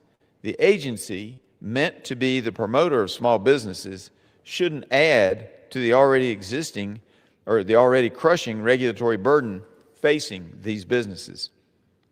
H.R. 4305, the Dump Red Tape Act, is led by Representative Weed from Wisconsin. This bill creates a dedicated hotline so small business owners can report to the Small Business Administration on any overly burdensome and costly regulations they must deal with. I think we can agree that we should do everything we can to help protect our small businesses in this country. And finally, in this rule, we also will be considering H.R. 4312, the SCORE Act, led by Representative Bill Aracus from Florida. The chairman of each subcommittee that has jurisdiction over this issue, Energy and Commerce Committee, Education and Workforce Committee, and the Judiciary Committee. This bill affirms the students' athletes' right to profit from their name, image, and likeness, or NIL. What the SCORE Act is trying to do is level the playing field for universities of all sizes and establish protections for student athletes that all schools must abide by. What we've gotten into is a race to the bottom, with over 30 state laws and athletes jumping from team to team. The SCORE Act will make sure that universities that hit a certain threshold in athletic revenues are required to provide academic support, career counseling, and medical benefits. As a longtime mediocre swimmer and a former swim coach, I am glad to see that the SCORE Act attempts to protect our Olympic sports. Under the bill, large universities must offer 14 to 16 different sports, which I personally hope will include swimming, but the universities get to make that decision. But it will ensure that non-revenue producing sports are still supported. This bill would also protect athletes from unscrupulous agents. As I said before, the SCORE Act affirms student athletes' right to make money by endorsing products or services. But to protect the athlete, the SCORE Act caps agent fees at 5% of each contract's value. The SCORE Act also allows for revenue sharing amongst student athletes. Under this bill, up to 22% of the average athletic revenue at the top 70 universities could be paid out to athletes by those universities. The SCORE Act also requires NIL contracts to be examined to ensure that a contract is in fact a payment for services rendered as opposed to a payment to attend a certain institution. Without disclosure of NIL deals, there is a real possibility that the integrity of competition could be called into question. This bipartisan bill has received overwhelming support from schools and conferences across the country, including the NCAA. I believe this bill is the first step, not the last, but the first step in protecting college athletes and to ensure that there is a national standard and an even playing field for universities across the country. And accordingly, I urge passage of this rule. And with that, Mr. Speaker, I reserve the remainder of my time. The gentleman reserves. The gentleman from Massachusetts is recognized. Well, thank you, Mr. Speaker, and I want to thank the gentleman from Virginia for yielding me the customary 30 minutes, and I yield myself such time as I may consume. Mr. Speaker, thank you. Mr. Speaker, it's December 2nd. The year is almost over, We're now only a few weeks away from new health insurance premiums skyrocketing. People's insurance bills are going to double, triple, and in some cases quadruple. And so you'd think we'd be here on the floor today addressing that, right? You would think, but you would be wrong. Because we have on the floor this week another embarrassingly pointless and irrelevant collection of bills that do absolutely nothing to help everyday people. You know, when Democrats first raised the alarm about health care premiums skyrocketing earlier this year, Speaker Mike Johnson said, "Oh, don't worry, this is a policy debate for December." And here we are in December, and Republicans are doing nothing, zero. Actually, they're doing less than nothing. They took an 8-week taxpayer-funded vacation while people panicked about how they're going to afford their insurance premiums starting January 1st. Families are going to see their bills go up and up and up, and in some cases by nearly $1,000 more a month. Now, maybe that doesn't sound like a lot of money to Republicans, because these guys might not get how much that means to regular people. They know how out of touch they are. But they're building a fancy new ballroom at the White House with their billionaire donors. That's where their attention is. They eat caviar and they drink fine wine at Mar-a-Lago while regular people suffer. And maybe they don't understand how much $1,000 a month is to the people I represent. But guess what? It is a lot. For most hardworking people, this is a catastrophic amount of money that suddenly needs to be added to a monthly budget. It's more than what a lot of people earn during a week of work. And Republicans have known that this crisis was coming for some time, yet they still have no plan on health care. They say they have one. Well, where the hell is it? We're still waiting. Their only answer so far is, good luck, folks.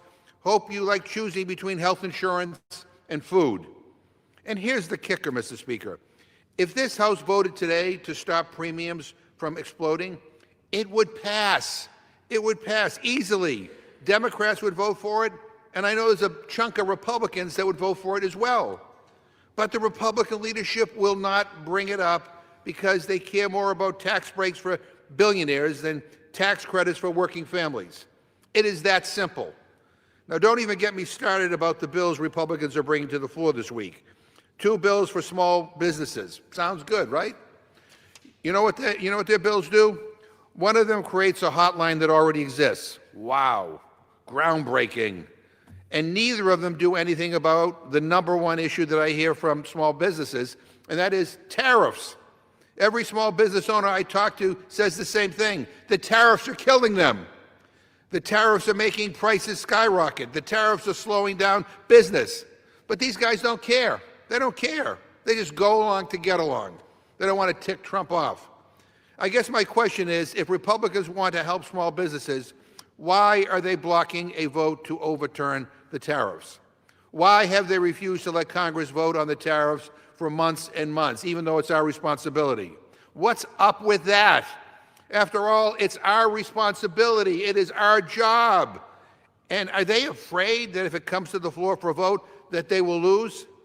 And then we got a bunch of bills about protecting public schools. Give me a break. Give me a break. My sisters are public school teachers. I talk to parents and students all the time. You know what they tell me? Reduce class size, support teachers, make schools safer, fund education. But these guys are bringing up a bill about foreign infiltration in 3rd grade math class. I mean, are you kidding me? Is that a joke? They're so concerned about China funding our schools. Well, here's a novel idea. Why don't we have America fund our schools? Why isn't funding our schools a bigger priority in this Congress? There's a crazy idea from my Republican friends. You know, if you really care about public education, you know, let's be wind at the backs of our teachers in our schools. And of course, they have a bill to help the NCAA take advantage of student athletes, because what this Congress desperately needed was another billionaire organization empowered to squeeze young people. More of the same. More of the same. They give more to those with the most while taking away from those with the least. It is sick. It is sick. It is immoral. It represents the opposite of what I believe we are here to do, which is to help people, But that is their entire governing philosophy. Republicans want to use their power to reward the billionaires and special interest donors.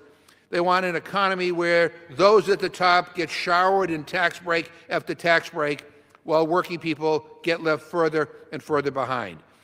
Mr. Speaker, it is shameful. It is shameful that this is what we are doing this week. It is shameful, and it is outrageous, and it is wrong, and I urge every member of this body to vote no on this Republican rule, and I reserve. Gentleman reserves. Gentleman from Virginia is recognized. Mr. Speaker, isn't it amazing that we come here to talk about these 6 bills, and a significant portion of the debate from the other side of the aisle deals with bills that we're not addressing? And they talk about some of those, and they then make allegations, Mr. Speaker, that are just not accurate. I remember hearing the clause just a second ago, a phrase, well, what are they doing to help small business?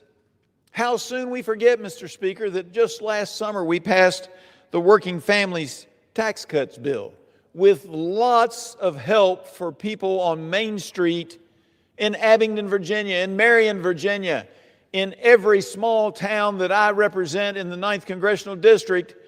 Those businesses are benefiting from what we did because we made major adjustments. Actually, what we did was we kept everything that we already had that was going to expire for taxes that would have burdened our small businesses and made it more expensive for them to compete against the big companies. Now, it's true the big companies get some of these tax cuts too.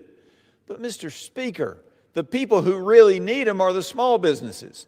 The people who need those breaks are the mom and pop shops. The people who need those breaks are my son, who's 18, is now getting tips. He's working tables at Mac and Bob's restaurant. And he's getting tips. Guess what? He won't have to pay income taxes on that. Now, maybe he's at a point where his money wouldn't be high enough that he'd pay those taxes anyway. But for those families who rely on that tip money as a part of their income, that's a huge benefit to the American families.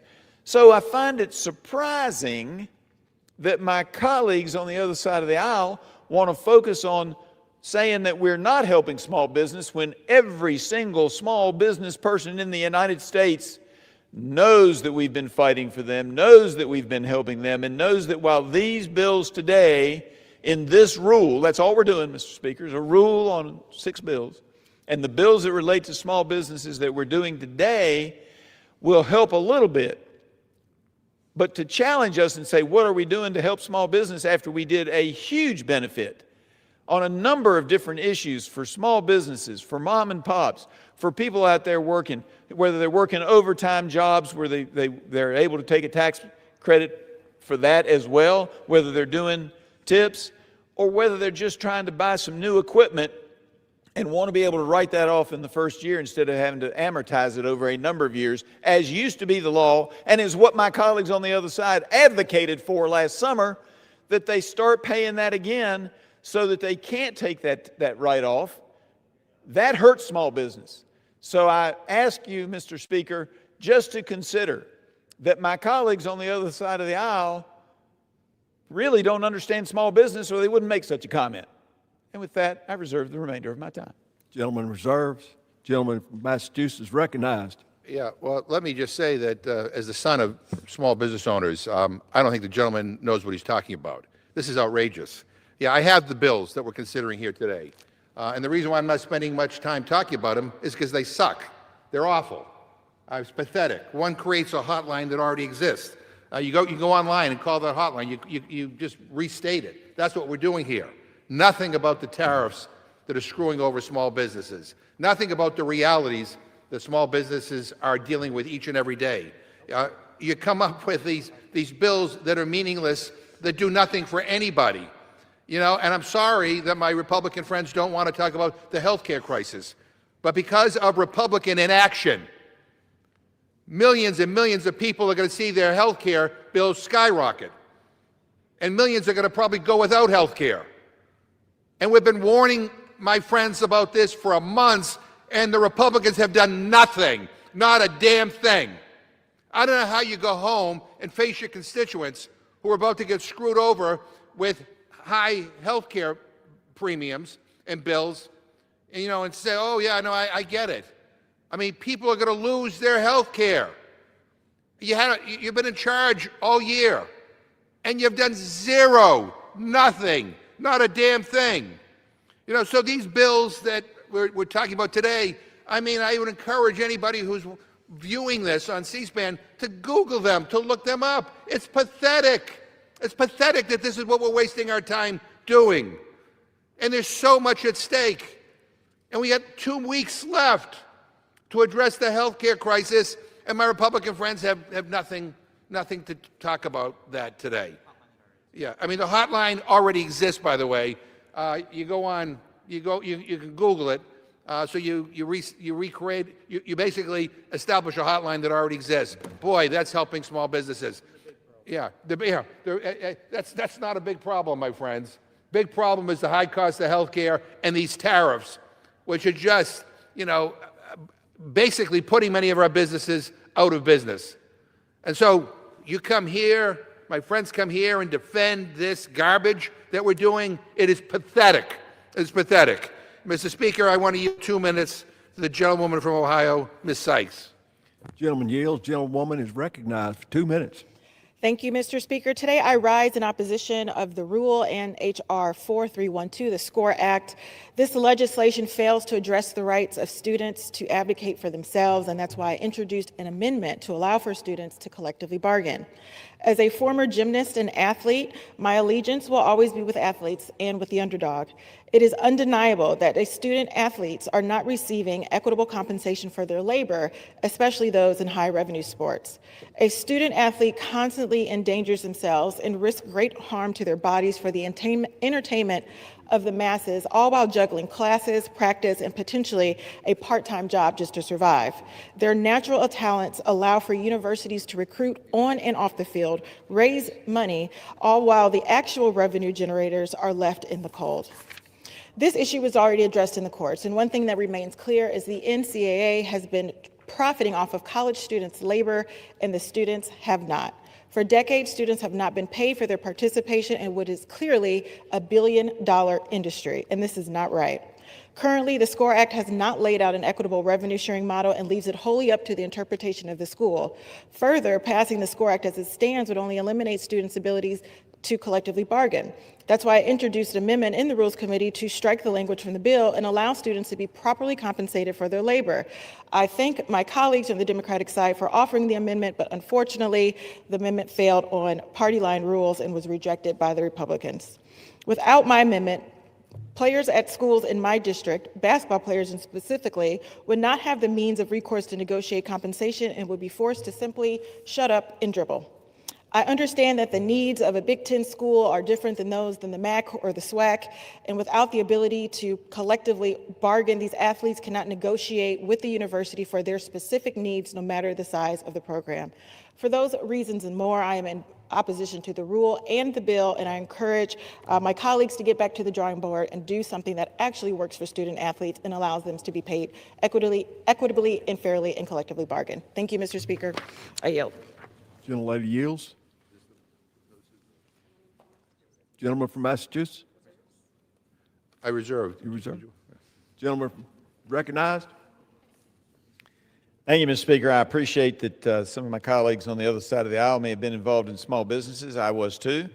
Not just family, but I ran a small business for many, many years. People may not consider a solo practitioner of law a small business, but I tell you, when you have to pay the light bill and you have to pay the salaries, you're a small business. Further, I've also been involved in many years in a swimming pool that some years makes money, but most years may show a little bit of a profit, but it's there mainly because we want it to be a community pool. But it is a corporation that makes money occasionally, even if only on paper, and that corporation has to buy equipment, shockingly. You need new kickboards, you need new diving boards, you need new swim blocks. And what we did last summer helps all of those small businesses, and every one of them knows it. So to say that we haven't done anything on that is really a misnomer and a mistake.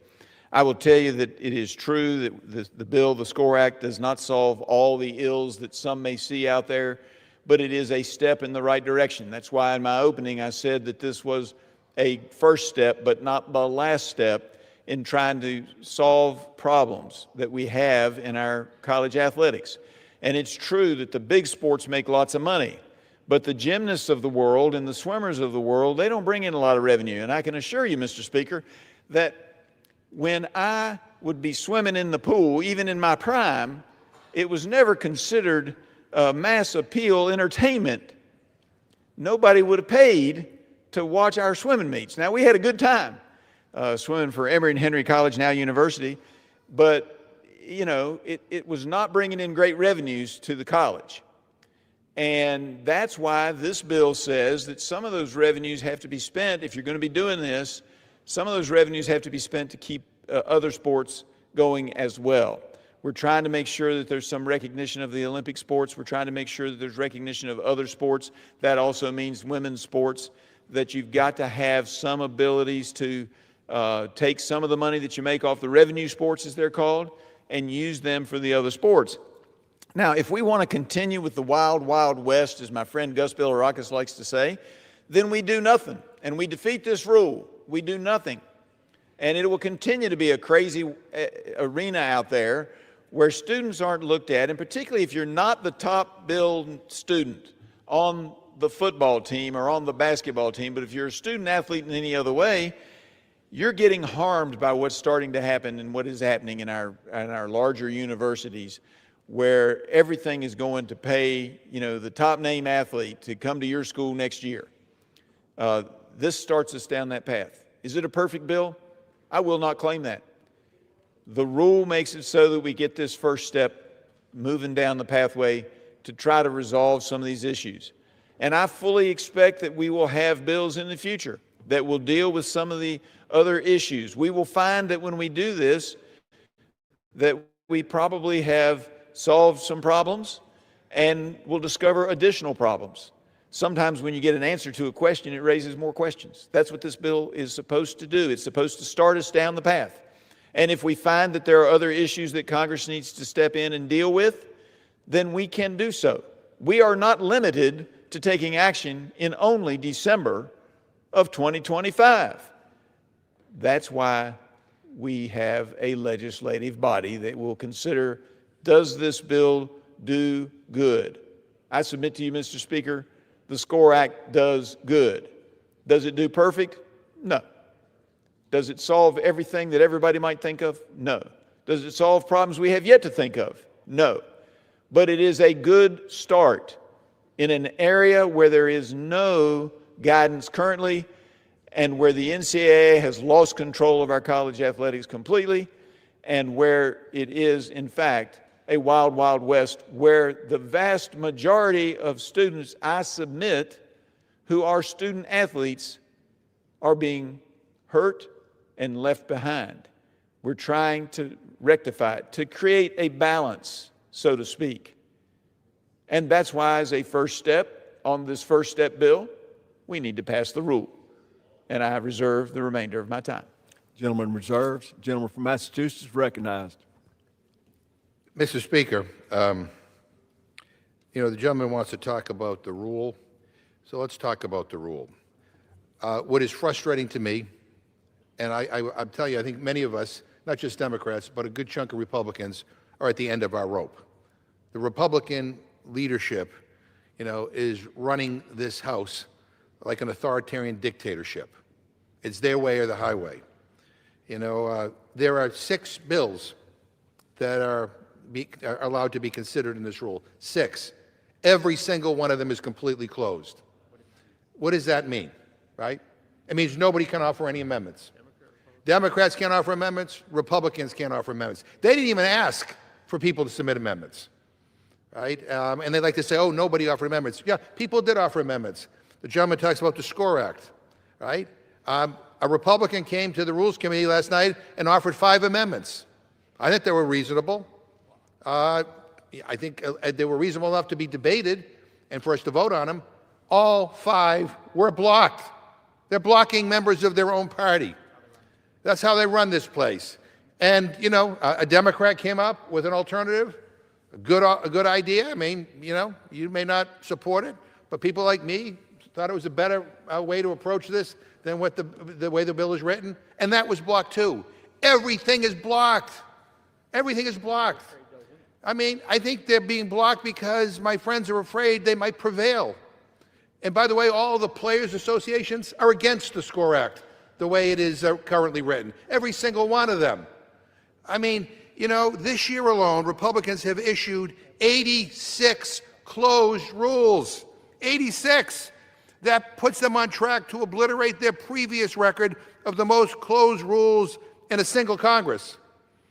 That's 86 times that this chamber was kept from even considering amendments to improve bills. No debate, no votes, nothing.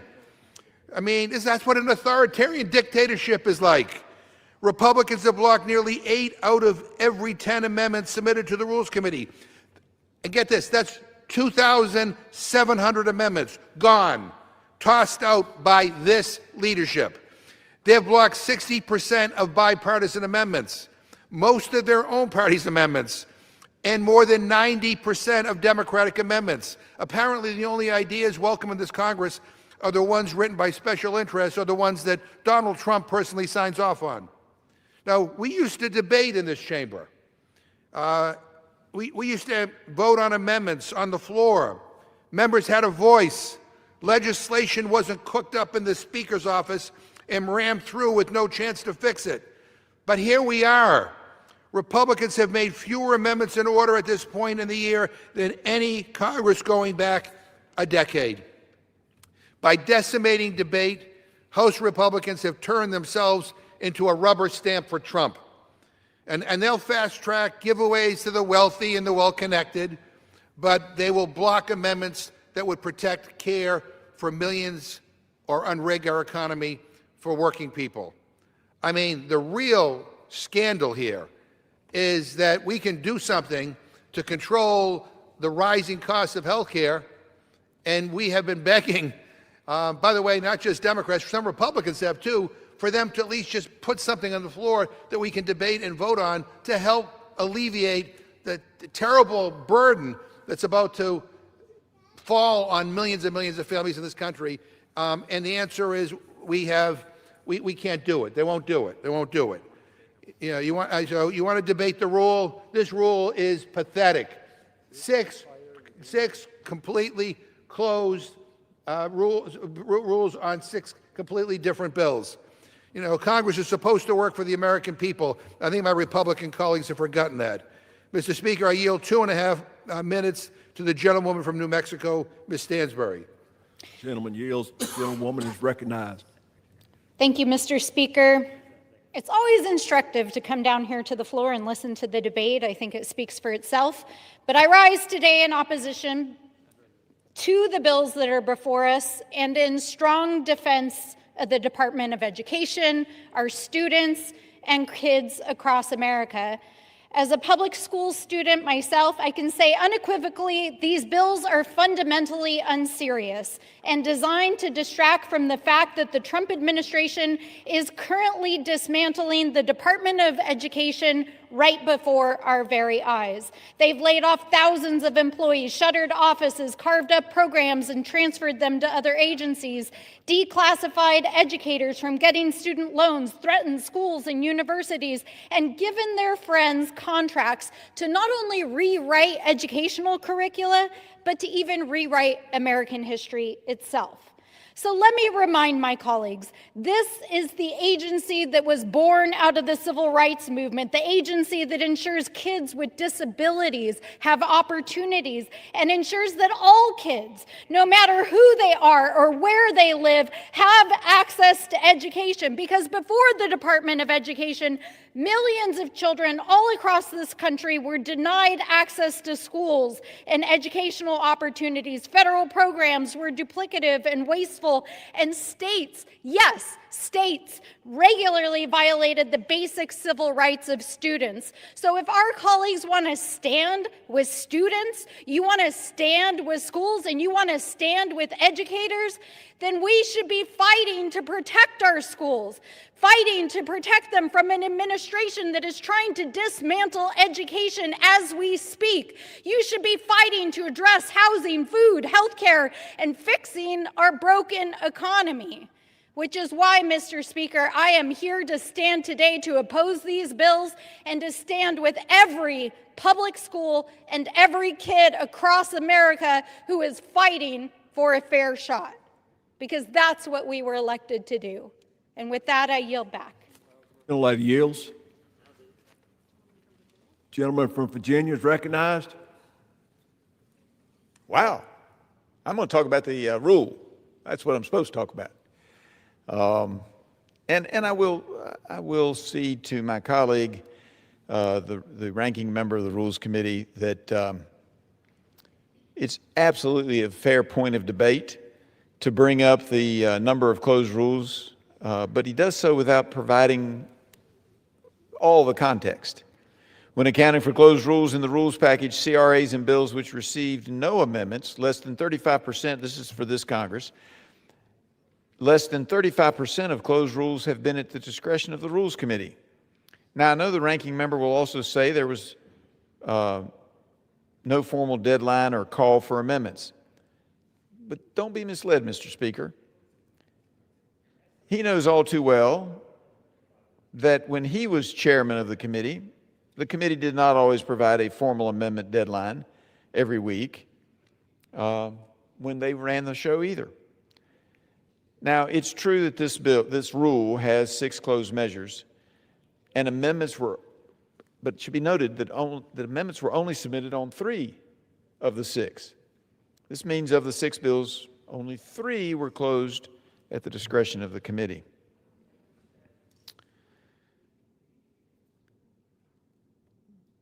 My friend, the gentleman from Massachusetts, may also recall that members can submit amendments and the Rules Committee may make them in order, whether there's a formal deadline to submit them or not.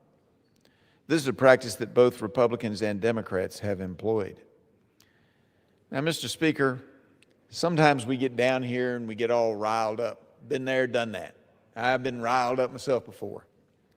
But I find it fascinating from a historical context that my colleague said this is what it looks like when you have closed rules. This is what it looks like in an authoritarian dictatorship. Now, I know that the words authoritarian dictatorship must poll well because my colleagues on the other side of the aisle are consistently, Mr. Speaker, they're consistently throwing it out there. But here's what's so fascinating. In an authoritarian dictatorship, you don't get to claim that something that the majority is doing is like an authoritarian dictatorship because you would be banned from saying such things. You would not be allowed to say such things. You would not be allowed to have your time to debate the rule and then the bills. All of that would go by the wayside. That's not happened here. Now, we can argue, and on some points I might even agree with my colleague from Massachusetts, in the general running of a House floor. I might even be willing to go further than him on some issues, because I'd like to see us reform a lot of the things we do around here. But we are nowhere near his so-called authoritarian dictatorship from a historical perspective, and for those of us who study those movements throughout history. I would submit, Mr. Speaker, that to even say that is damaging to this great republic, known throughout the world as the beacon of freedom and known as the United States of America. I reserve. Reserved. Gentleman from Massachusetts recognized.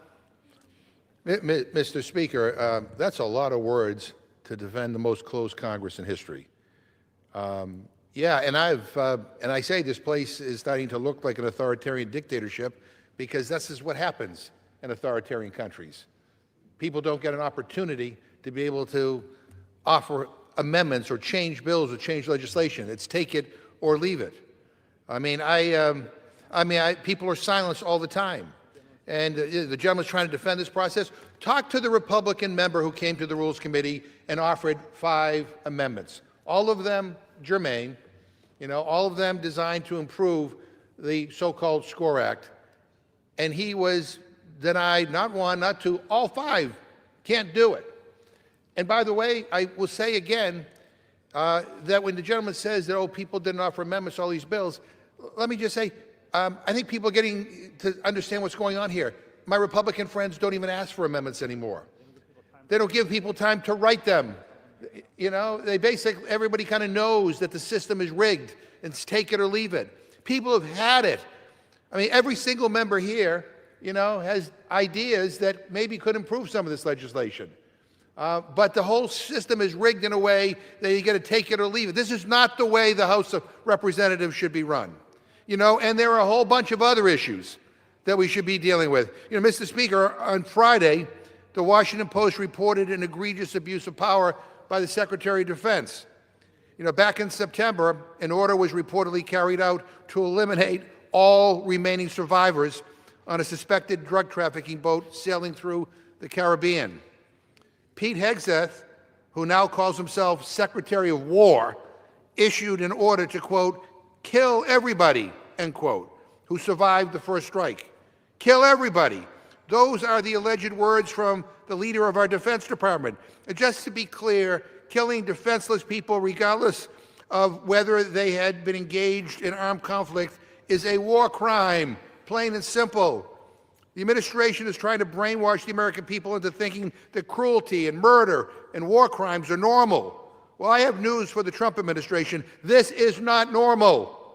Even if we were at war, attacking survivors of an airstrike, whether or not they pose a threat to the United States, is a war crime. It is unconscionable. It is an unconscionable act of aggression that violates the Department of Defense's own guidelines, U.S. law and international norms and laws. And even President Trump is trying to distance himself from this unlawful attack, saying that he, quote, wouldn't have wanted that, not a second strike, end quote. Let me be clear. Secretary Hegseth has blatantly carried out illegal acts of violence, and right now he's trying to convince the American people that these actions are okay. Mr. Speaker, the American people know better, and they deserve better. And by the way, in case anybody tuned in to the president's little press conference before we gathered here today, he said the issue of affordability is a hoax. It's a scam, he said. Really? To anybody who's watching these proceedings, do you really think the issue of affordability is a scam? Prices are higher than ever. People are paying more, going to be paying more for their health care because of the inaction of Republicans in the House and the Senate and this White House. They're going to be paying so much that many of them are going to drop their health insurance. And he says that the issue of affordability is a scam, is a hoax, is not real. Come on. And I would urge my Republican colleagues, stand up for your constituents. Do the right thing. Say no to these closed processes that don't allow you, even you, to be able to offer amendments, and stand up for policies that are going to make life easier for all people in this country. I reserve my time.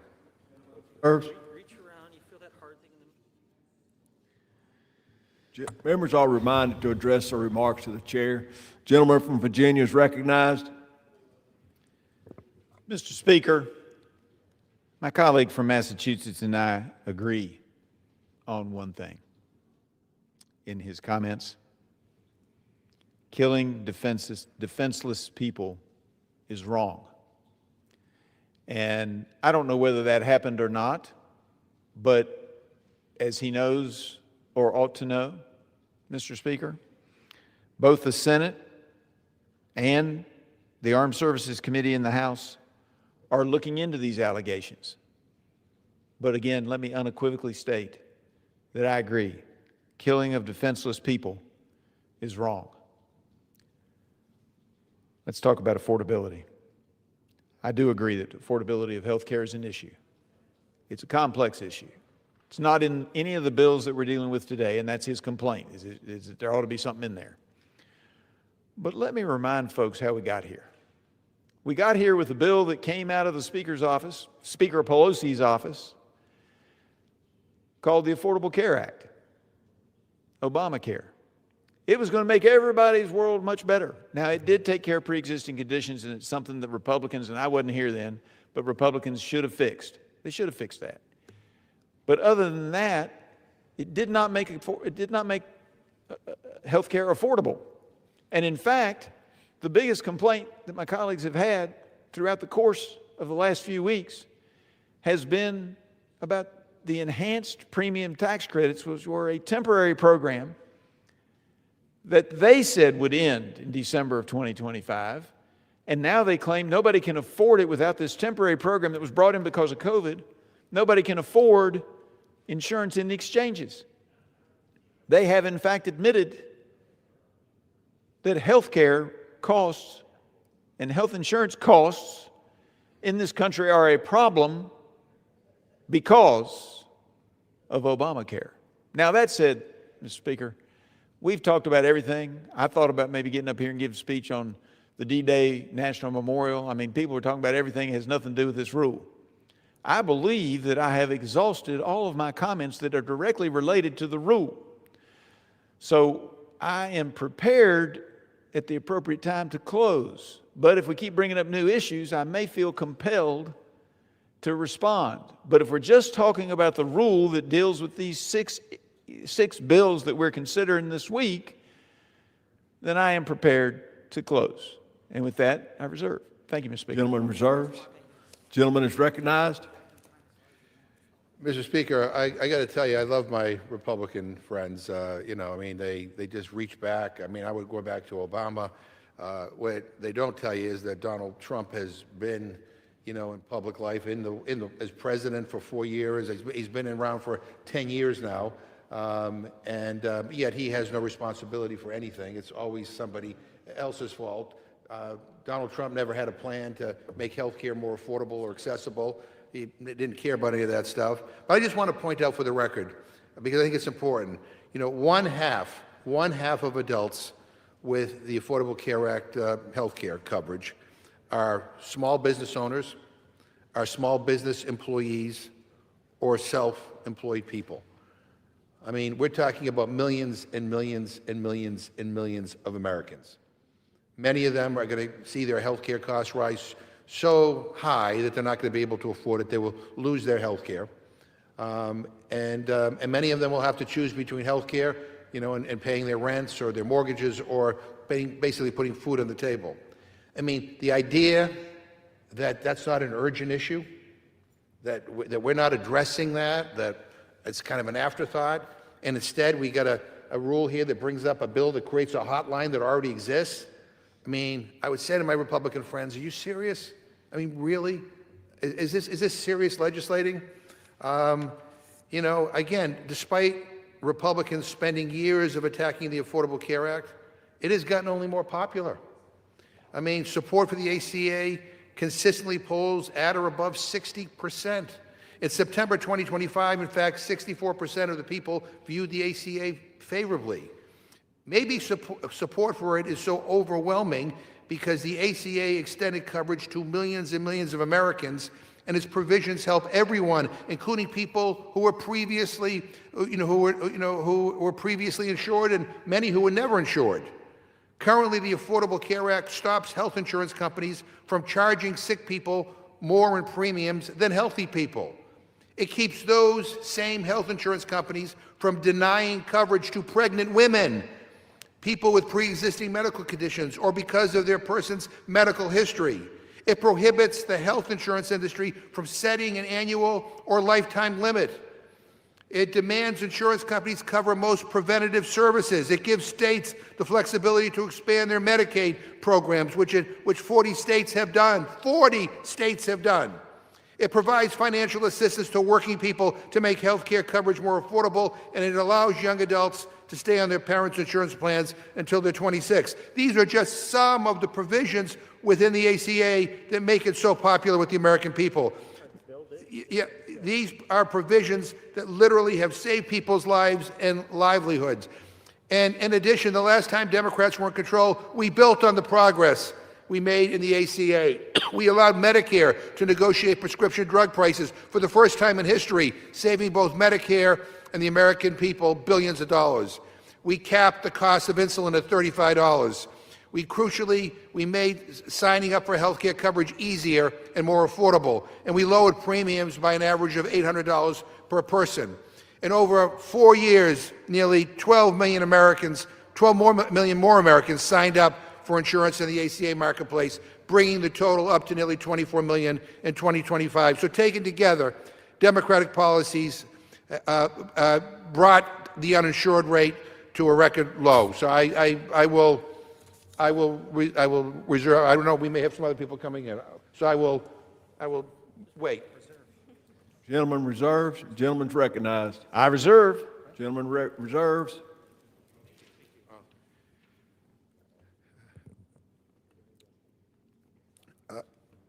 If we defeat the previous question, I will offer an amendment to the rule to provide the consolidation of H.R. 6074, which would extend the Affordable Care Act enhanced premium. I'm going to hold on. I can't. Gentleman holds on. Yeah, I get it.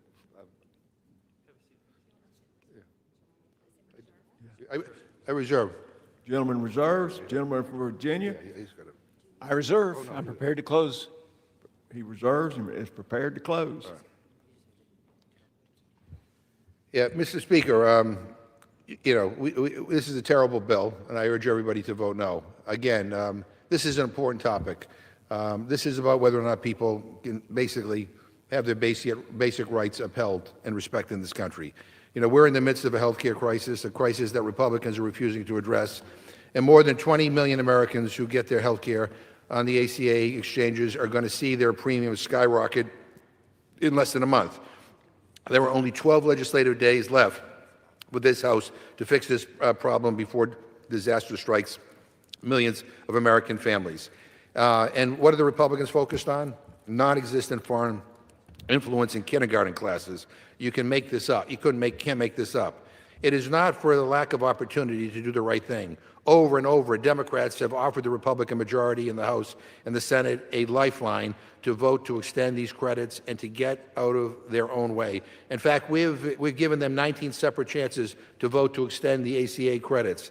They've voted no on each and every one.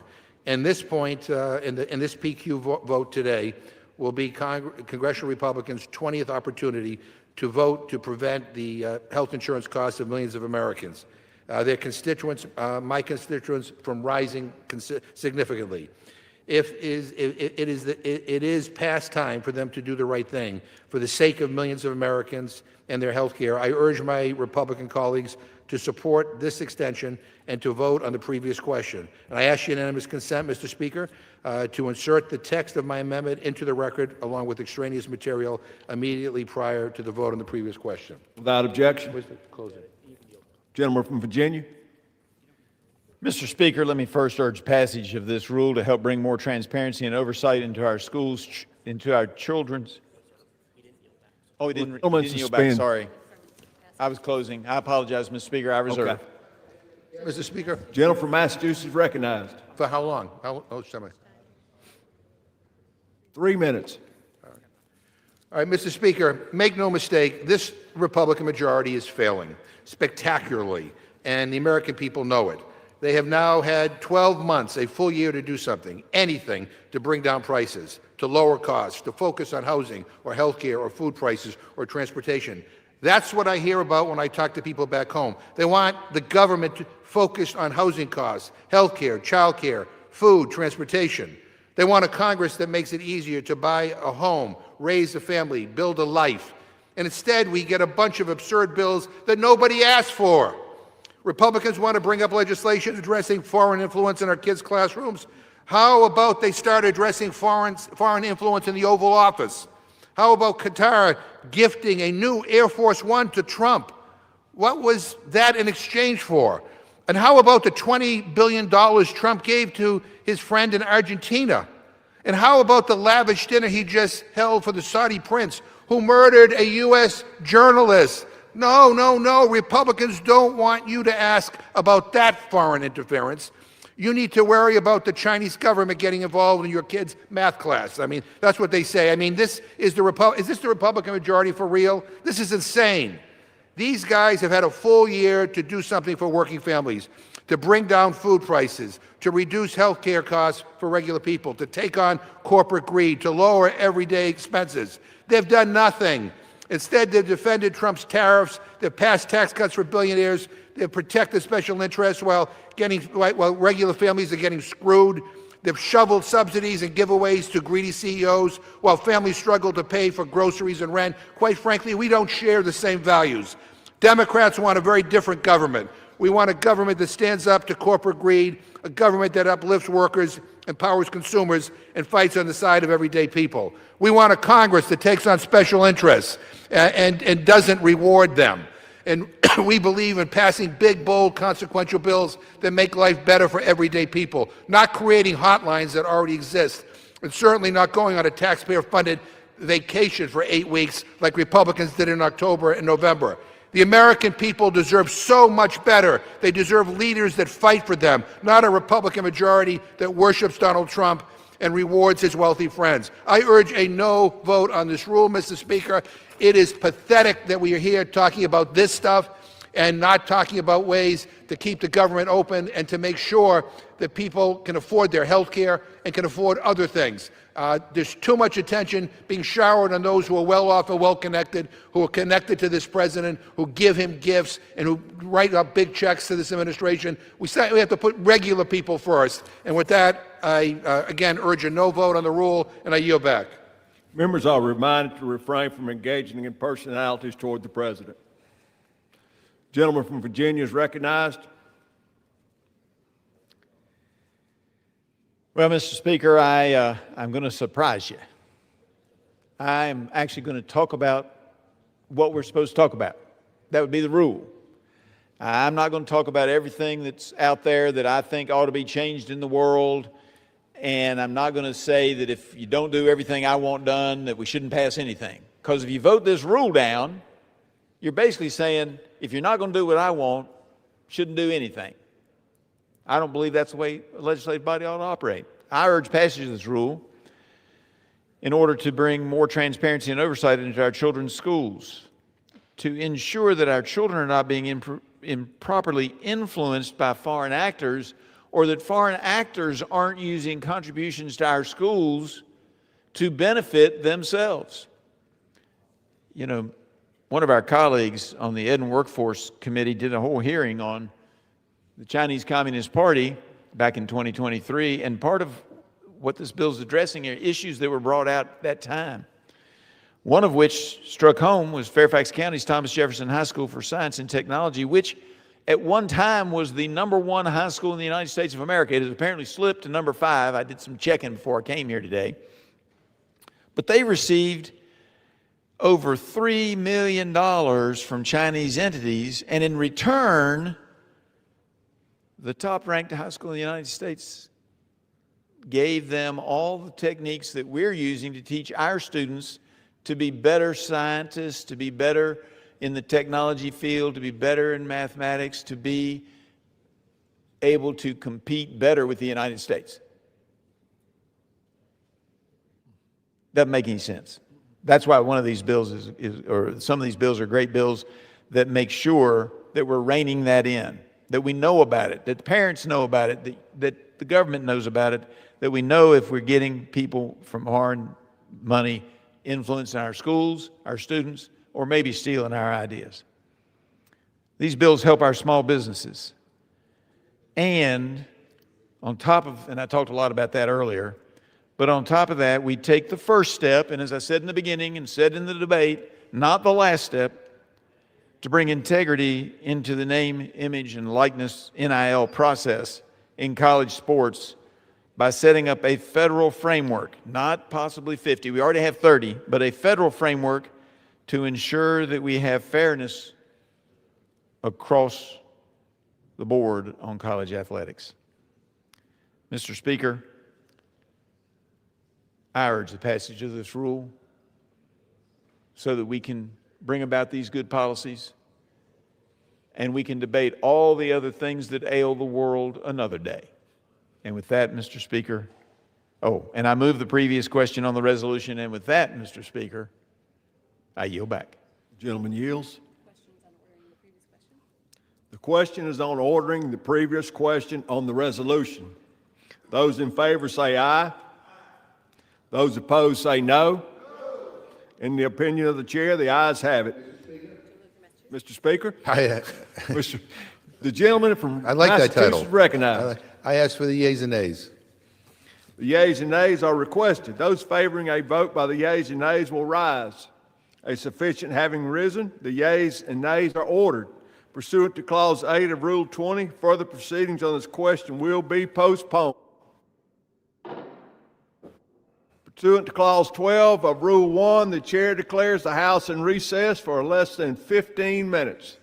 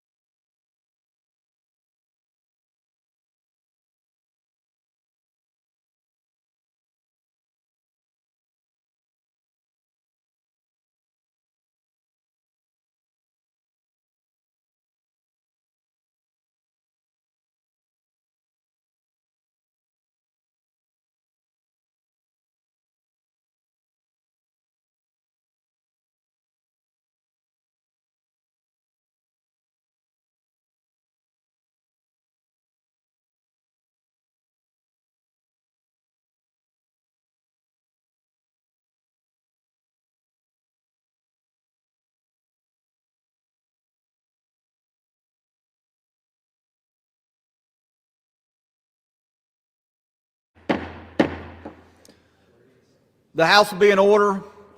Proceedings will resume on questions previously postponed. Votes will be taken in the following order: ordering the previous question on House Resolution 916 and adoption of House Resolution 916 if ordered. The first electronic vote will be conducted as a 15-minute vote pursuant to Clause 9 of Rule 20. Remaining electronic votes will be conducted at 5-minute recesses.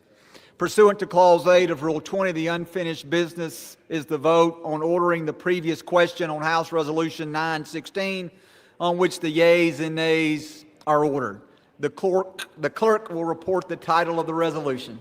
House Calendar Number 48, House Resolution 916, Resolution providing for consideration of the bill, H.R. 4312, to protect the name, image, and likeness rights of student athletes and to promote fair competition with respect to intercollegiate athletics and for other purposes, providing for consideration of the bill, H.R. 1005, to prohibit elementary and secondary schools from accepting funds from or entering into contracts with the government of the People's Republic of China and the Chinese Communist Party and for other purposes, providing for consideration of the bill, H.R. 1049, to ensure that parents are aware of foreign influence in their child's public school and for other purposes, providing for consideration of the bill, H.R. 1069, to prohibit the availability of the federal education funds for elementary and secondary education schools that receive direct or indirect support from the government of the People's Republic of China, providing for consideration of the bill, H.R. 2965, to require the administrator of the Small Business Administration to ensure that the small business regulatory budget for a small business concern in a fiscal year is not greater than zero and for other purposes, and providing for consideration of the bill, H.R. 4305, to direct the Chief Counsel for Advocacy of the Small Business Administration to establish a red tape hotline to receive notifications of burdensome agency rules and for other purposes. The question is on ordering the previous question. Members will record their vote by electronic device. This is a 15-minute vote.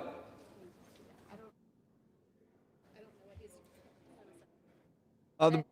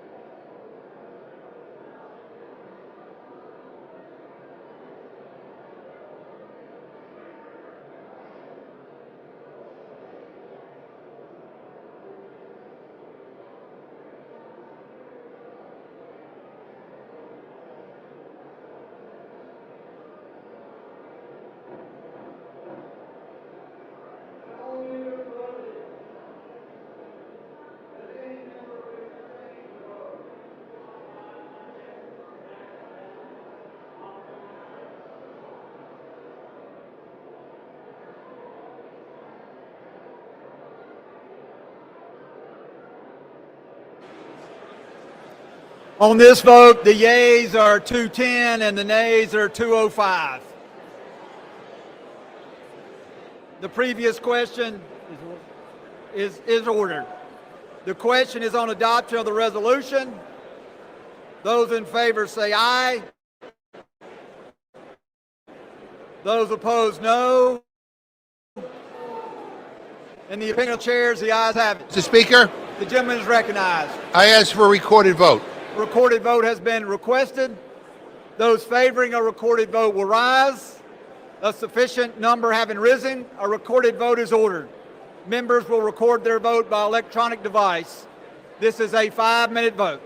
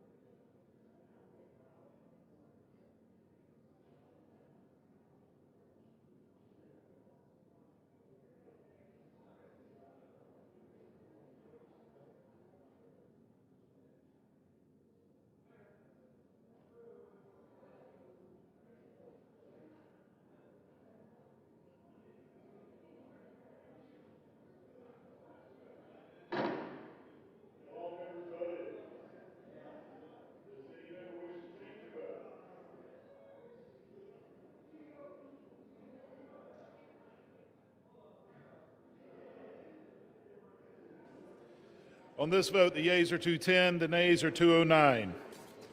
The resolution is adopted. Without objection, a motion to reconsider is laid on the table.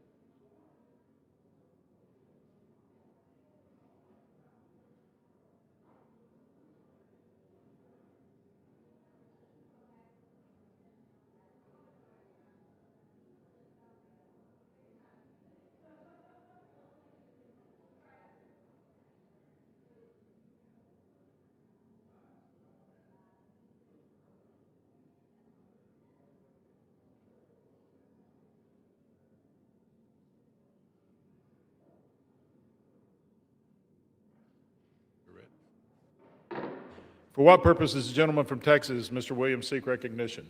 Mr. Speaker, pursuant to House Resolution 916, I call up H.R. 2965 and ask for its immediate consideration in the House. The clerk will report the title of the bill. Union Calendar Number 82, H.R. 2965, a bill to require the Administrator of the Small Business Administration to ensure that the small business regulatory budget for small business concern in a fiscal year is not greater than zero, and for other purposes. Pursuant to House Resolution 916, the amendment in the nature of a substitute recommended by the Committee on Small Business printed in the bill is adopted, and the bill as amended is considered read.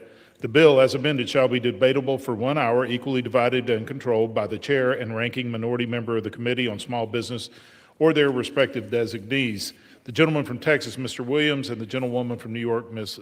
Velasquez, each will control 30 minutes. The chair recognizes the gentleman from Texas, Mr. Williams. Thank you, Mr. Speaker. I ask unanimous consent that all members may have 5 legislative days in which to revise and extend their remarks and submit extraneous materials on the bill under consideration. Without objection. Thank you, Mr. Speaker, and I yield myself such time as I may consume. I rise today in strong support of... Gentleman's recognized. Thank you. I rise today in strong support of H.R. 2965, the Small Business Regulatory Reduction Act of 2025, introduced by my friend Beth Van Dyne from the great state of Texas. Throughout countless Democratic administrations, we have seen overregulation suffocate small business. The Biden-Harris administration alone imposed regulatory costs totaling $1.8 trillion on businesses in just 4 years. The Committee on Small Business has heard testimony from hundreds of small business owners from across the country who repeatedly tell us that excessive regulation is stifling their operations and undermining their bottom line too. So to revitalize the American dream, big government, one-size-fits-all mandates must stop. The Trump administration fully recognizes this challenge and is taking aggressive action to give small business the relief they deserve. In just the first 6 months of President Trump's second term, Republicans have worked to put an end to burdensome regulations through CRAs and carry out a deregulatory agenda. We are responsible for $86 billion in reduced regulatory costs and over 50 million hours of reduced paperwork burdens. This is why I'm proud to support this bill, which would advance President Trump's executive order unleashing prosperity through deregulation. This straightforward bill would require the SBA to operate under a regulatory budget of zero, meaning that for each new regulation imposed, a costly or outdated regulation must be repealed. This bill would also require the SBA to provide annual reports on the true cost of small business imposed by government regulations. And this seemingly simple requirement will have a major impact by bringing transparency and from bureaucracy to federal government actions each year and in the true burden of those actions. The transparency measures in this bill are critical to expose the harmful actions by bureaucrats behind closed doors and highlight the harm done to hardworking small and family-owned businesses across the United States. With that, I urge my colleagues to vote yes on H.R. 2965, and I reserve the balance of my time. Gentleman from Texas reserves. The gentlewoman from New York is recognized. Thank you, Mr. Speaker. I yield myself such time as I may consume. Gentlewoman is recognized. Mr. Speaker, I rise in opposition to H.R. 2965, the Small Business Regulatory Reduction Act. Let me begin by stating that I wish we were here to talk about bills to help small businesses grow or policies that address challenges they're facing today, like tariffs, the cost of groceries, and health care. Instead, we are talking about an unworkable regulatory budget. To be clear, small businesses are not talking about regulations. It ranks near the bottom of their list. Inflation, tariffs, and finding good employees are some of the top challenges facing small businesses. Take a walk down a Main Street and you will hear the same concern from small business owners up and down the block. The uncertainty and rising costs tied to the Trump's tariffs are crushing their small businesses, plain and simple. We should be working together on issues that matter, lowering costs for small businesses. Instead, we are considering two regulatory bills that will not help them one iota, while real problems go unaddressed. H.R. 2965 may sound good on the surface, but it will have the practical effect of limiting the SBA from issuing any rules, even if the benefits outweigh the costs. SBA needs to issue regulations to update programs, issue disaster regulations, and even reduce record-keeping requirements. That is good government practice. The majority fails to realize that agencies may be able to estimate the cost of a regulation, but they do not have the hard data on the costs that are imposed. This bill will require the SBA to make assumptions that could turn out to be incorrect. There's nothing in the bill that clarifies how the agency is to implement a regulatory budget and is therefore impractical. Finally, the bill does not include an exception for national emergencies, meaning that if this bill had been enacted before the pandemic, small businesses across the country might not have received PPP assistance in a timely manner, if they receive it at all. For this reason, I oppose the Small Business Regulatory Reduction Act, and I urge my colleagues to oppose it. I reserve the balance of my time. The gentlewoman reserves. The gentleman from Texas is recognized. Thank you, Mr. Speaker. I yield now to Representative Van Dyne from the great state of Texas, such time as she may consume. Gentlewoman's recognized. Thank you very much, Mr. Speaker, and I thank the gentleman for yielding. Mr. Speaker, every day, small business owners serve as their own accountants, legal counsel, and managers while still handling day-to-day operations of their enterprises. That means they work extra hours or they hire extra assistants just to keep up and bear the costly burden of complying with local, state, and federal regulations. So to say that we're not going to save money and we're not going to help small businesses save money by cutting regulations is an absolute lie. Working hard has always been the standard for small business owners, but when the Biden-Harris administration created $1.8 trillion in additional regulatory costs for businesses across the country in just 4 years. Small business owners felt the brunt of that pain. H.R. 2965, the Small Business Regulatory Reduction Act of 2025, supports the Trump administration's deregulatory agenda by giving small businesses the relief that they need to grow and succeed, no matter what industry they're in. Put simply, this bill aims to ensure that any new rulemaking by the Small Business Administration is at no cost to small businesses. No cost. Not the $1.8 trillion, but no cost. The very agency that helps small businesses start, grow, and build cannot also be the one that increases their financial and regulatory burden. In addition, H.R. 2965 requires the SBA Office of Advocacy to report to Congress on the total cost of all federal regulations impacting small businesses. And unlike what we just heard from the other side of the aisle, to be clear, this bill does not prevent agencies from issuing new regulations, but rather it requires them to eliminate those that are duplicative, outdated, or don't reflect the intent of the law. The PPP was a program that was established by Congress. It was not a regulation established by the SBA, so totally irrelevant. In doing so, it creates a systemic culture of regulatory discipline where agencies will have to consistently review regulations with scrutiny. Small businesses make up 99.9% of businesses in America, and they remain the key source of economic prosperity across all of our districts. H.R. 2965 moves the needle toward empowering small businesses by reducing red tape. And to say that that doesn't save money to small business, then obviously she's never been a small business owner. But if we want America to succeed, it starts on Main Street. And I urge my colleagues to join me in supporting the Small Business Regulatory Reduction Act of 2025, and I yield back. Reserve. Gentleman reserves. The gentlewoman from New York is recognized. I reserve. The gentlewoman reserves. The gentleman from Texas is recognized. Thank you, Mr. Speaker. I yield to Representative Alford from the great state of Missouri, such time as he may consume. The gentleman is recognized. Well, thank you, Mr. Speaker, and thank you, Chair, for your leadership, and our ranking member, thank you for your leadership as well. Mr. Speaker, I rise today in strong support of H.R. 2965, the Small Business Regulatory Reduction Act of 2025. You know, for 4 long years under the previous administration, America's small businesses, the backbone of our economy and the heart of Missouri's 4th Congressional District, have been smothered by an onslaught of overreaching federal regulations that have made goods less affordable in the United States of America.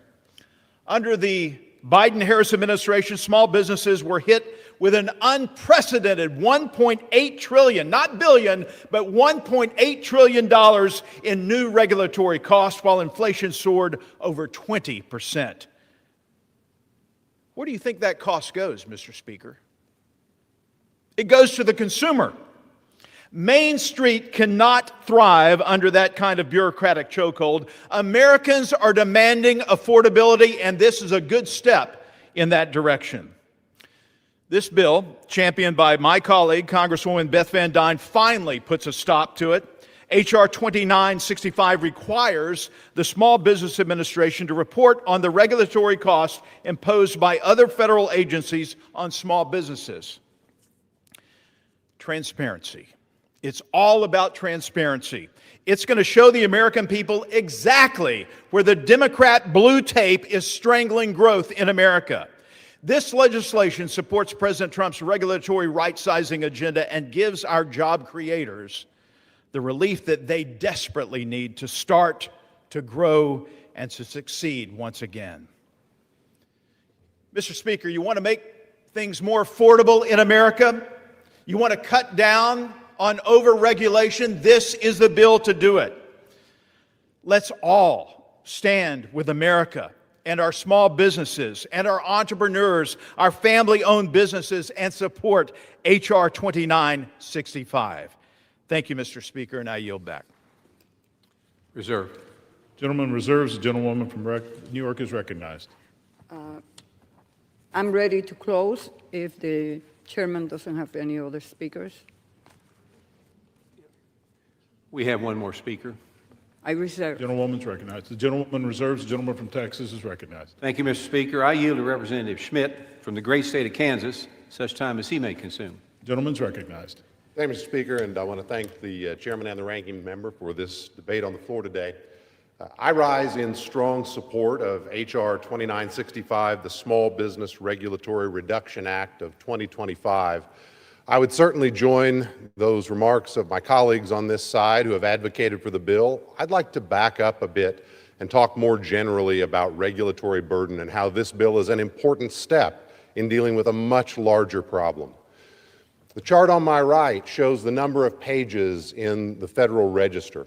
The year I was born in 1968, there were about 50,000 pages. Today, there are almost 200,000 pages. In my lifetime, the number of rules and regulations written by unelected federal bureaucrats that people in the real world that we all represent, in my case in eastern Kansas, must comply with has quadrupled. Quadrupled. And I will guarantee you, Mr. Speaker, that is a silent tax increase on every American and every small business in all of our states. The estimated regulatory compliance cost for businesses in the United States is about $3 trillion per year. And as has been mentioned, about $1.8 trillion of that was added in just the 4 years of the prior administration. To put that in context, the entire federal budget is about $7 trillion per year. You know what the difference is between a tax and a regulatory command, Mr. Speaker? With a tax, the federal government says to, in this case, a small business owner, give me your money and we'll spend it on priorities that we decide. With a regulation, the federal government says to that same small business owner, you take your money and spend it on the priorities that we decide. Not on hiring more people, not on growing and expanding, not on giving charitable support in our communities, not on doing all the things that small businesses do, but as people in this town have decided. That's what's at stake here. And that's why we have to take this action. Mr. Speaker, I urge passage of this measure because it is one step toward peaking that mountain of regulation, making small business freer to do what they do, making life more affordable to all the people I represent who buy and sell on Main Street each and every day. I yield back. Reserve. The gentleman reserves. The gentlewoman from New York is recognized.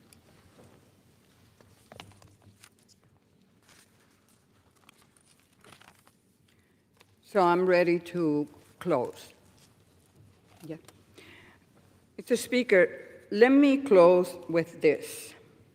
Trump's tariffs, not regulations, are crushing small businesses. I know that it's painful for the other side of the aisle to discuss or even debate the issue of tariffs and how it's negatively impacting small businesses. The President of the United States said that on day one, he will lower the cost. And yet, here we are. Witnesses have testified before our committee that the cost of tariffs are harming their small businesses. The uncertainty resulting from the on-again, off-again pronouncement by Trump has halted investment and expansion of small businesses, and it has hindered basic business decisions, like when to put in an order or how to plan for the holiday season. I know they don't want to talk about tariffs, and instead we are debating these two bills. The American Action Forum estimates that Trump's tariffs are costing small businesses $85 billion a year, and that is not including the cost of navigating the uncertain environment or complying with the tariffs themselves. The tariffs disproportionately harm small firms, which operate on thinner margins and have virtually no buying power. Yet, we are focused today on a regulatory budget that is unworkable. The bill has no exceptions for national emergencies. Let's look back to 2020. SBA issued scores of rules to provide relief to help small businesses during the pandemic. So the author of the bill is incorrect when she claimed that SBA didn't issue regulations to make sure that people accessing the money from PPP will not commit crime, abuse, or fraud. The Paycheck Protection Program imposed significant compliance burdens on small businesses, but I believe we can all attest to the PPP to the fact that the PPP helped millions of small businesses stay afloat that otherwise would have gone out of business. Clearly, the benefits of those regulations at the time outweighed the cost. Had a regulatory budget been in place in 2020, it would have been extremely challenging for SBA to cut existing regulatory programs to offset the cost of the Paycheck Protection Program. Moreover, many of the lending rules ensure accountability and fair access. Cutting them to free up funds for PPP would have compromised the integrity of the program. Moreover, these funds needed to be disbursed quickly. Imposing a new spending without cuts approach would have delayed or reduced aid to small businesses. The bottom line is this bill is slogan over substance and would harm small businesses rather than help them, particularly in a crisis. I urge my colleagues to oppose this bill, and I'll yield back the balance of my time. The gentlewoman yields. The gentleman from Texas is recognized. Mr. Speaker, H.R. 2965 will make sure the cost of new SBA rulemakings is at zero to ensure only necessary regulations are in place. We must support Main Street. Starting with our work here in D.C., I urge my colleagues to vote in favor of this legislation. I yield back the balance of my time. The gentleman yields. All time for debate has expired. Pursuant to House Resolution 916, the previous question is ordered on the bill as amended. The question is on engrossment and third reading of the bill. Those in favor say aye. Those opposed, no. The ayes have it. Third reading. A bill to require the administrator of the Small Business Administration to ensure that the small business regulatory budget for a small business concern in a fiscal year is not greater than zero, and for other purposes. The question is on the passage of the bill. Those in favor say aye. Those opposed, no. In the opinion of the chair, the ayes have it, and the bill is passed. Speaker, on that I ask for the yeas and nays. The yeas and nays are requested. Those favoring a vote by yeas and nays will rise. A sufficient number having risen, the yeas and nays are ordered. Pursuant to Clause 8 of Rule 20, further proceedings on this question will be postponed. For what purpose does the gentleman from Texas, Mr. Williams, seek recognition? Mr. Speaker, pursuant to House Resolution 916, I call up H.R. 4305 and ask for its immediate consideration in the House. The clerk will report the title of the bill. Union Calendar Number 333, H.R. 4305, a bill to direct the Chief Counsel for Advocacy of the Small Business Administration to establish a red tape hotline to receive notification of burdensome agency rules and for other purposes. Pursuant to House Resolution 916, the amendment in nature of the substitute recommended by the Committee on Small Business printed in the bill is adopted, and the bill as amended is considered read. The bill as amended shall be debatable for 1 hour, equally divided and controlled by the chair and the ranking minority member of the Committee on Small Business or their respective designees. The gentleman from Texas, Mr. Williams, and the gentlewoman from New York, Ms. Velasquez, will each control 30 minutes. The chair recognizes the gentleman from Texas, Mr. Williams. Thank you, Mr. Speaker, and I ask unanimous consent that all members may have 5 legislative days in which to revise and extend their remarks and submit extraneous materials on the bill under consideration. Without objection. Thank you, Mr. Speaker. I yield myself such time as I may consume. The gentleman is recognized. I rise today in strong support of H.R. 4305, the Dump Red Tape Act, introduced by Representative Weed from the great state of Wisconsin. Mr. Speaker, entrepreneurs across America are driving our economic growth, but too often, they often are forced to fight through layers of red tape just to keep their doors open. And every day, small businesses deal with outdated, duplicative, or unclear regulations that make it harder for them to hire, grow, and innovate. Since 1976, the SBA Office of Advocacy has served as a voice for small business across the country. Advocacy works to encourage small businesses' success through the government's legislative, regulatory, and administrative process. When it comes to regulatory costs, advocacy is equipped to represent the interests of small business at the federal level. To make this easier, advocacy launched the Red Tape Hotline, a necessary resource that gives small businesses a direct, real-time way to report burdensome regulations that are holding them back. The Red Tape Hotline empowers small business owners to speak up and help advocacy hold federal agencies accountable for the red tape that is crushing their day-to-day operations. The Red Tape Hotline was created by following President Trump's executive order, unleashing prosperity through deregulation.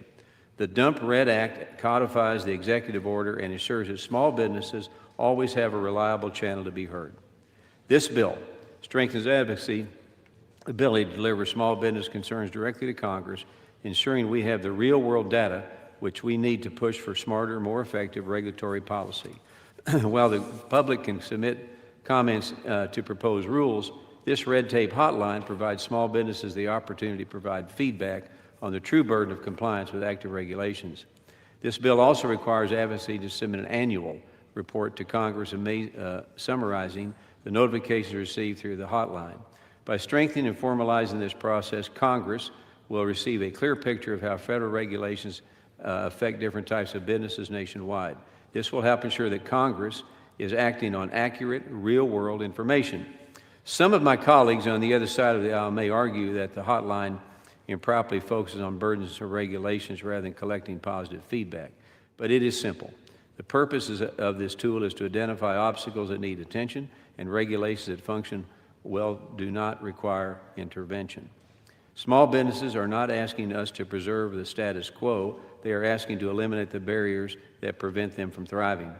By isolating problematic rules, we empower Congress and federal agencies to focus time and resources where they are needed most while still preserving the regulations that work. The Dump Red Tape Act strengthens our commitment to a pro-job, pro-innovation economy by ensuring that federal agencies are retained accountable and responsive to the needs of Main Street. So with that in mind, I urge my colleagues to vote yes on H.R. 4305. I reserve the balance. Gentleman, New York is recognized. Thank you, Mr. Speaker. I yield myself such time as I may consume. The gentlewoman is recognized. Mr. Speaker, I rise in opposition to H.R. 4305, destroying unnecessary, misaligned, prohibited Red Tape Act, or DUMP. While H.R. 4305 is less objectionable than the other anti-regulatory bills, it is simply not necessary. To begin with, a deregulatory hotline already exists on regulations.gov. Establishing another creates duplication and drains SBA resources. Isn't this contrary to everything Republicans, the administration, and the recently dissolved DOJ effort tried to prevent? Duplicity? More concerning, the proposal hasn't been vetted properly. In their first 100-day report, advocacy indicated there were 96 small business submissions, and more recently reported there were 301 submissions. Yet, despite repeated requests for more information, advocacy has failed to provide any specific information about these requests to the committee, Democrats and Republicans. We have no way of knowing if the submissions are related to rules. They could have easily been about tariffs or unpaid invoices to contractors. And to the best of my knowledge, advocacy has not weighed in with the administration, which raises concern over their lack of independence from the administration. Turning to the specifics, the bill lacks adequate reporting mechanisms to identify who is making the submissions, leaving it vulnerable to abuse, and the inability to differentiate between a small business, trade association, or law firm. And the bill focuses only on the cost of regulations, not the benefits, which greatly outweigh the costs. For these reasons, I oppose the bill. And it is important to note, I said to my colleagues on the other side of the aisle, if we can get the information from advocacy as to what small businesses are actually submitting and the mechanics of the hotline to ensure independence, I will be willing to work with them. Instead, the bill is being rammed through the House to score political points. I urge my colleagues to oppose the bill and focus on real solutions to lift up small businesses during these troubling economic times. I reserve the balance of my time. The gentlewoman reserves. The gentleman from Texas is recognized. Thank you, Mr. Speaker, and I yield to Representative Weed from the great state of Wisconsin, such time as he may consume. The gentleman's recognized. Thank you, Mr. Speaker. I rise today in support of my bill, H.R. 4305, the Destroying Unnecessary, Misaligned, and Prohibitive Red Tape Act, also known as the Dump Red Tape Act. Far too long, America's small businesses have been buried under costly regulations. After suffering through 4 years of regulatory onslaught by the Biden administration, totaling nearly $1.8 trillion in new costs and requiring an additional 360 million hours to comply with these new regulations, small businesses are desperate for regulatory relief. A report published last December by the U.S. Chamber of Commerce found that over half of small business owners view the cost of complying with regulations as a barrier to growth. Small businesses are forced to navigate complex environmental reporting requirements, overtime and wage rules that change from one administration to the next, and lengthy permitting processes that can delay construction projects for months or even years. Family-owned shops face costly data privacy mandates designed for multinational corporations, while contractors struggle with ever-shifting OSHA paperwork requirements that eat up their time better spent on the job site. Earlier this year, the Small Business Administration created the Red Tape Hotline under its Office of Advocacy. This hotline gives small businesses a seat at the table to highlight the prohibitive red tape regulations from across federal agencies that hurt their ability to grow and to compete. My bill takes that progress further. It codifies the hotline into law and requires annual reports to Congress so that we know exactly which rules are holding back growth and what steps are being taken to fix them. I am pleased that my bill earned the endorsement of the U.S. Chamber of Commerce and Associated Builders and Contractors, who recognized the need for a direct line of communication to the SBA for small businesses. The Dump Red Tape Act is a common-sense way to gather input directly from the people most harmed by over-regulation to allow Congress to take meaningful action. I urge all of my colleagues to support this important piece of legislation and stand with America's small businesses. Mr. Speaker, I yield back. Gentleman yields back. I reserve the balance of my time. The gentleman reserves. The gentlewoman from New York is recognized. Mr. Speaker, I yield 2 minutes or as much time as he may consume to the gentleman from Virginia, Mr. Walkinshaw. Gentleman's recognized. Mr. Speaker, I rise in opposition to this bill codifying the so-called red tape hotline, an anonymous inbox, the contents of which, as the ranking member articulated, we know virtually nothing about, will do nothing to help small businesses. But while the majority is busy claiming to fight bureaucracy by creating new bureaucracy, they're ignoring the real crisis small businesses are begging us to address: the looming lapse of the enhanced premium tax credits. I know this because I've met with small business owners in my district, like Rachel Rosner, who's the owner of the Eldon Tea Shop in Reston, not far from here, a 5-person business that is exactly the kind of Main Street business that the majority claims to champion. As she told me, Rachel's business depends on the tax credits, and her tea shop is not an exception. It's the norm. Nearly half of all adults with ACA marketplace coverage are small business owners, small business employees, or self-employed. In many cases, the Affordable Care Act and the enhanced premium tax credits have given them the freedom to start their small business. But the Republican attacks on health care will force small businesses to close. Nationally, 22 million Americans, including millions of small business owners, will see premium hikes averaging 114%.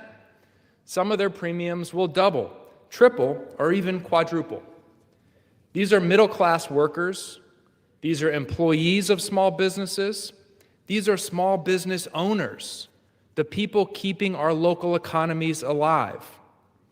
Republicans keep telling us they're the party of entrepreneurs, but you can't be the party of entrepreneurs while you're driving up their health care costs and driving them out of business. I urge my colleagues to oppose this bill, and I yield back. The gentlewoman reserves. The gentleman from Texas is recognized. Thank you, Mr. Speaker. At this time, I yield to Representative Hageman from the great state of Wyoming, such time as she may consume. The gentlewoman is recognized. Thank you. Mr. Speaker. I rise today in strong support of the Dump Red Tape Act and want to thank Representative Weed for his leadership on this crucial deregulatory initiative. In addition to regulations that are promulgated pursuant to the Administrative Procedures Act, there exists a vast scope of additional regulatory documents that impact small businesses. These are guidance documents, memoranda, bulletins, circulars, letters, and more. What Wayne Cruz, a fellow in the regulatory studies at the Competitive Enterprise Institute, has more appropriately referred to as regulatory dark matter. Only rules that are adopted pursuant to the APA actually carry the force of law. Yet in practice, agencies seek to skew the intent of congressional law and impose other requirements through this regulatory dark matter, thereby avoiding compliance with the APA requirements. Identifying the full scope of the regulatory state as it exists through this dark matter is not only a challenge for Congress and the agencies themselves, but for our small businesses as well. Under the first Trump administration, agencies cataloged or attempted to catalog all of these various guidance documents.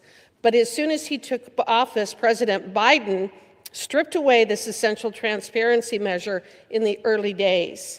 The reality is that reforming the regulatory state begins with identifying its true magnitude, and that it is an exercise which Congress simply cannot do alone. The deregulatory agenda President Trump instituted, which resulted in the creation of the SBA Office of Advocacy's Red Tape Hotline, captures this reality. It does so by creating a forum by which to partner with the small businesses of America who can identify sector-specific regulations that impose undue regulatory compliance, challenges, and costs. By voting for the Dump Red Tape Act, we can codify this hotline and the essential role that it plays and make permanent this partnership with America's small businesses in a much-needed deregulatory effort. Federal regulations, total cost, compliance costs, and economic effects are at least $2.155 trillion, which equates to over $16,000 in annual hidden regulatory cost to the American taxpayer. If we truly care about affordability, about the economy, about small businesses and their consumers, then there is no better policy than deregulation, and this bill will further empower the SBA Office of Advocacy in coordination with the small businesses that it represents. Thank you again to Representative Weed and Chairman Williams for their leadership on this important issue, and I urge my colleagues to vote in favor. With that, I yield. Gentlelady yields back. Reserve. Gentleman from Texas reserves. The gentlewoman from New York is recognized. I reserve. The gentlewoman reserves. The gentleman from Texas is recognized. Thank you, Mr. Speaker. I yield to Representative Schmidt from the great state of Kansas such time as he may consume. The gentleman's recognized. Thank you, Mr. Speaker, and I want to thank the chairman for yielding. It's my pleasure to rise in support today of H.R. 4305, the Dump Red Tape Act. I'm back again on this subject with this chart that shows the growth in the number of pages in the Federal Register where all of the federal regulations are published. It's where they're codified. That's where you go to look them up. And the number of pages has quadrupled in my lifetime. Let me just offer a couple of thoughts on how this bill is, in my view, important for small businesses to get at that problem of the creeping weight of federal overregulation. In my district, the 2nd District of Kansas, the eastern part of the state, it's more or less 80% of the small businesses, of the businesses in the state, employ 20 or fewer people. 80% of them are really small businesses. You're at about 93% if you go under 500 employees. But for a lot of us, that sounds like a big number in my part of the world. But under 20 employees, that's a small business, 80%. Those are the Main Street businesses we're talking about. And I talk with a lot of people that own those businesses, that work in those businesses. They're all active in their communities. They support everything from the local sports team to the local charity to the local schools foundation. That's what they're focused on, making a living, making their business work, whatever it is they do, provide professional services, other services, retail items, manufacture items. That's what they're focused on. They are not focused on this. They don't have an army of compliance attorneys and compliance consultants to help them figure out what's in these 200,000 pages of federal regulation and what that means for how they conduct their behavior in their communities each and every day. So how do we figure out where to start? And I think this bill is a very common sense answer. Ask the people who are most affected. The whole point of the red tape hotline that President Trump set up and that this bill codifies and makes permanent is to allow the people in the small business world who are affected by regulatory decisions made in this town, our nation's capital, to tell somebody who has the ability to aggregate that information and do something about it, bring it to the attention of lawmakers. This is where you need to focus.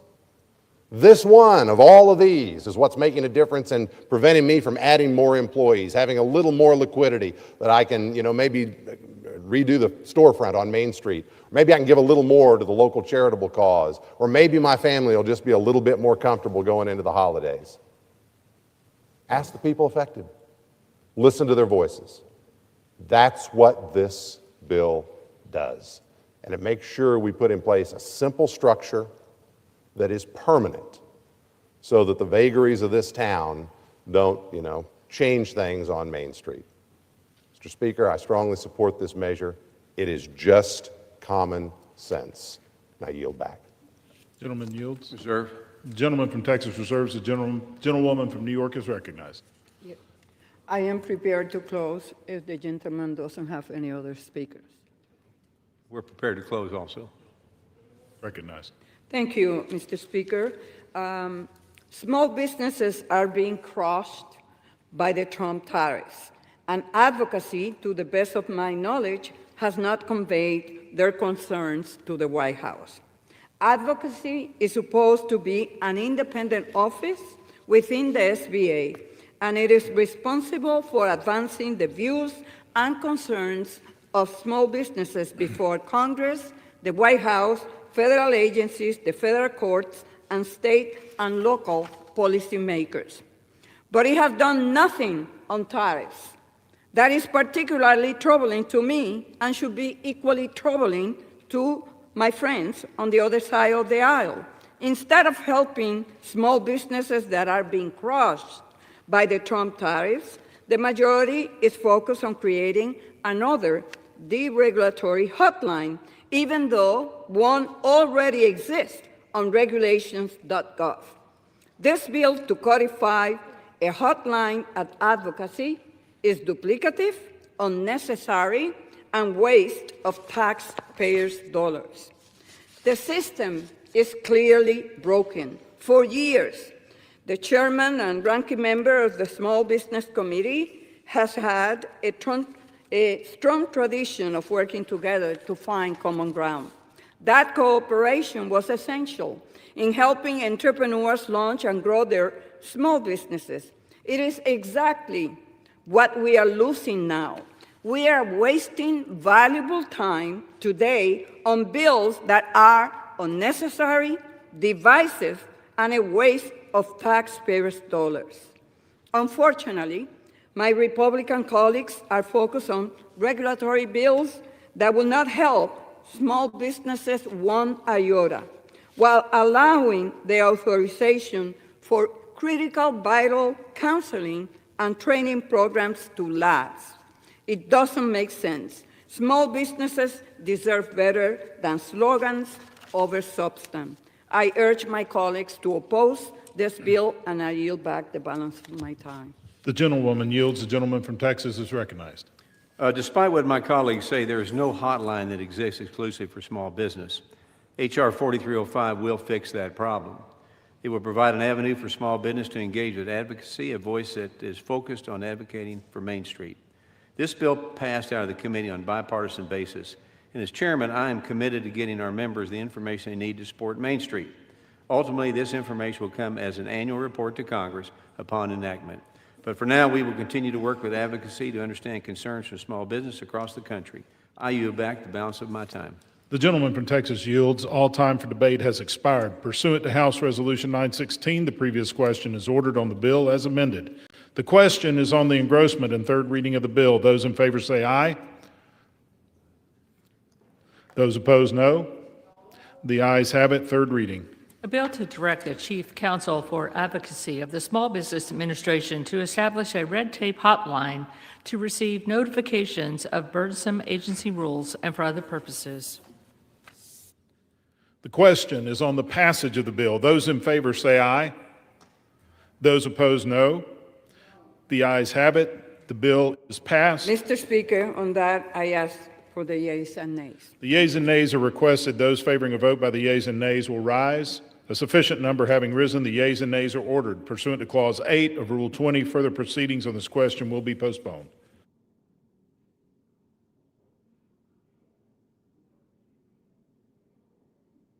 Chair will now entertain requests for 1-minute speeches.